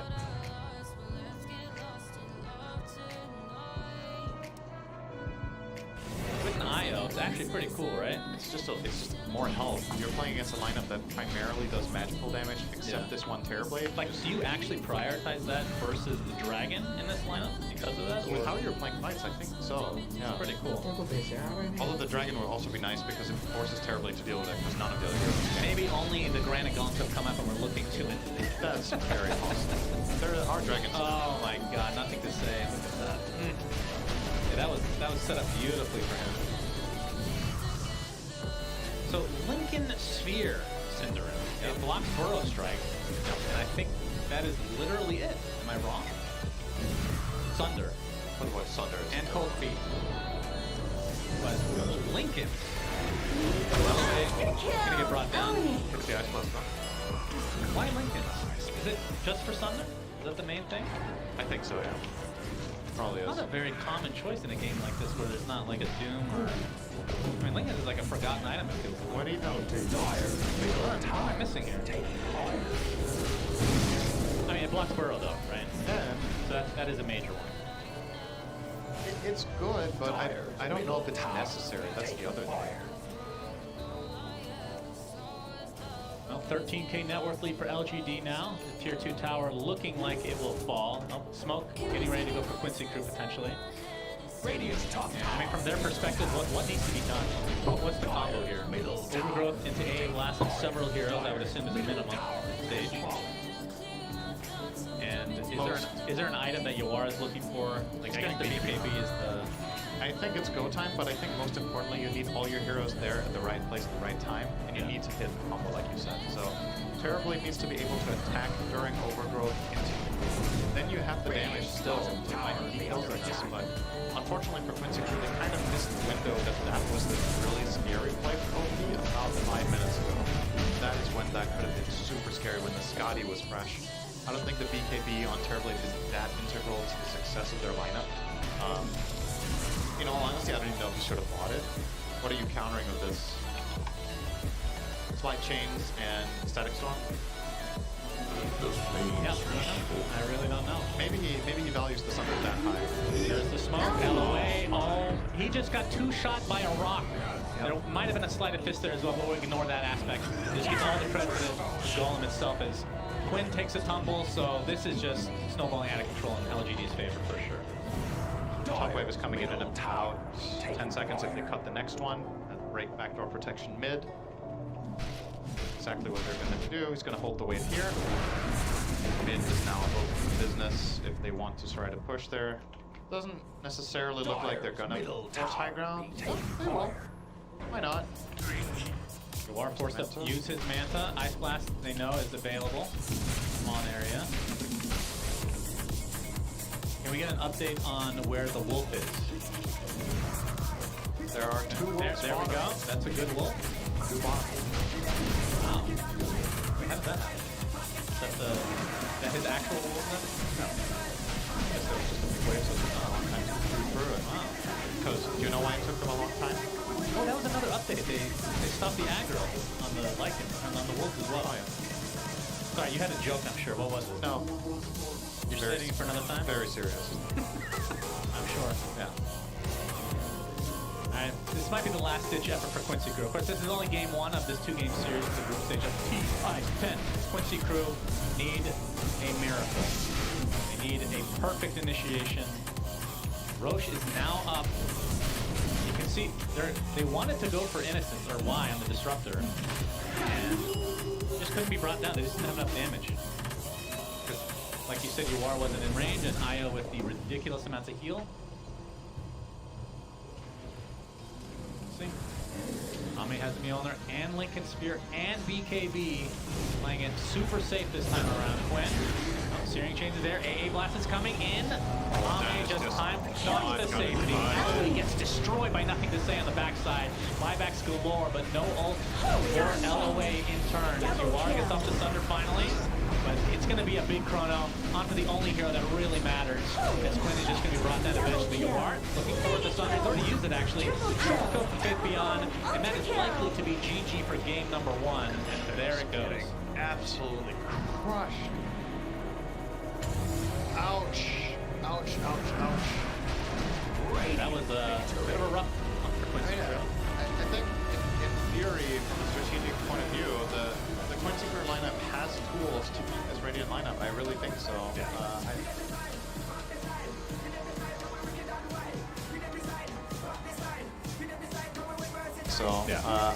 Very close to his blink now, and now the game's going to feel so much easier for Viscos.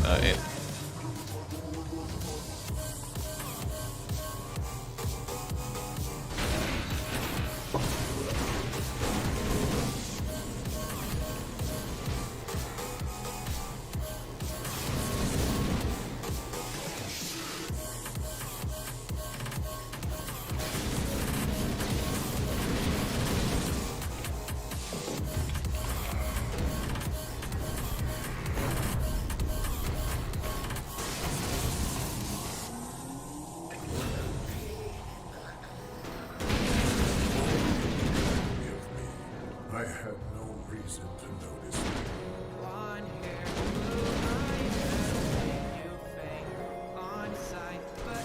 They got. And you're seeing why in this game, because this is.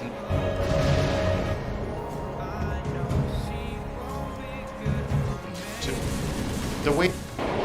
No, do the call down. It's fine. Work.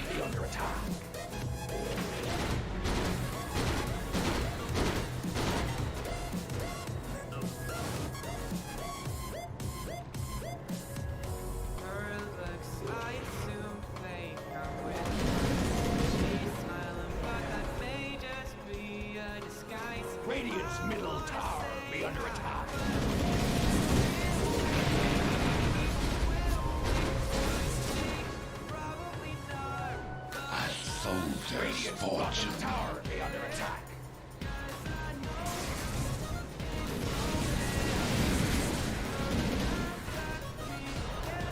Radiant's bottom tower be under attack. Rock under attack.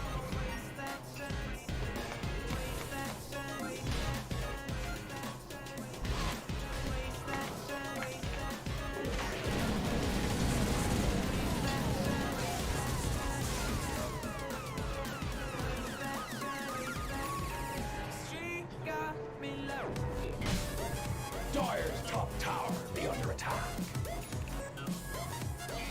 Radiant's top tower be under attack. Formless swabbies.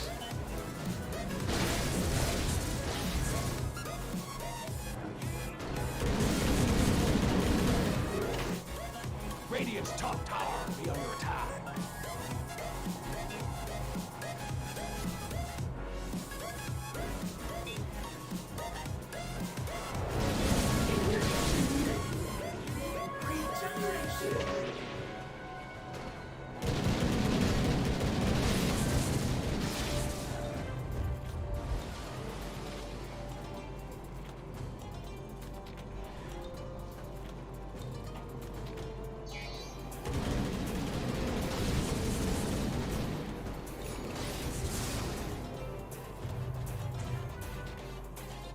Plenty of time.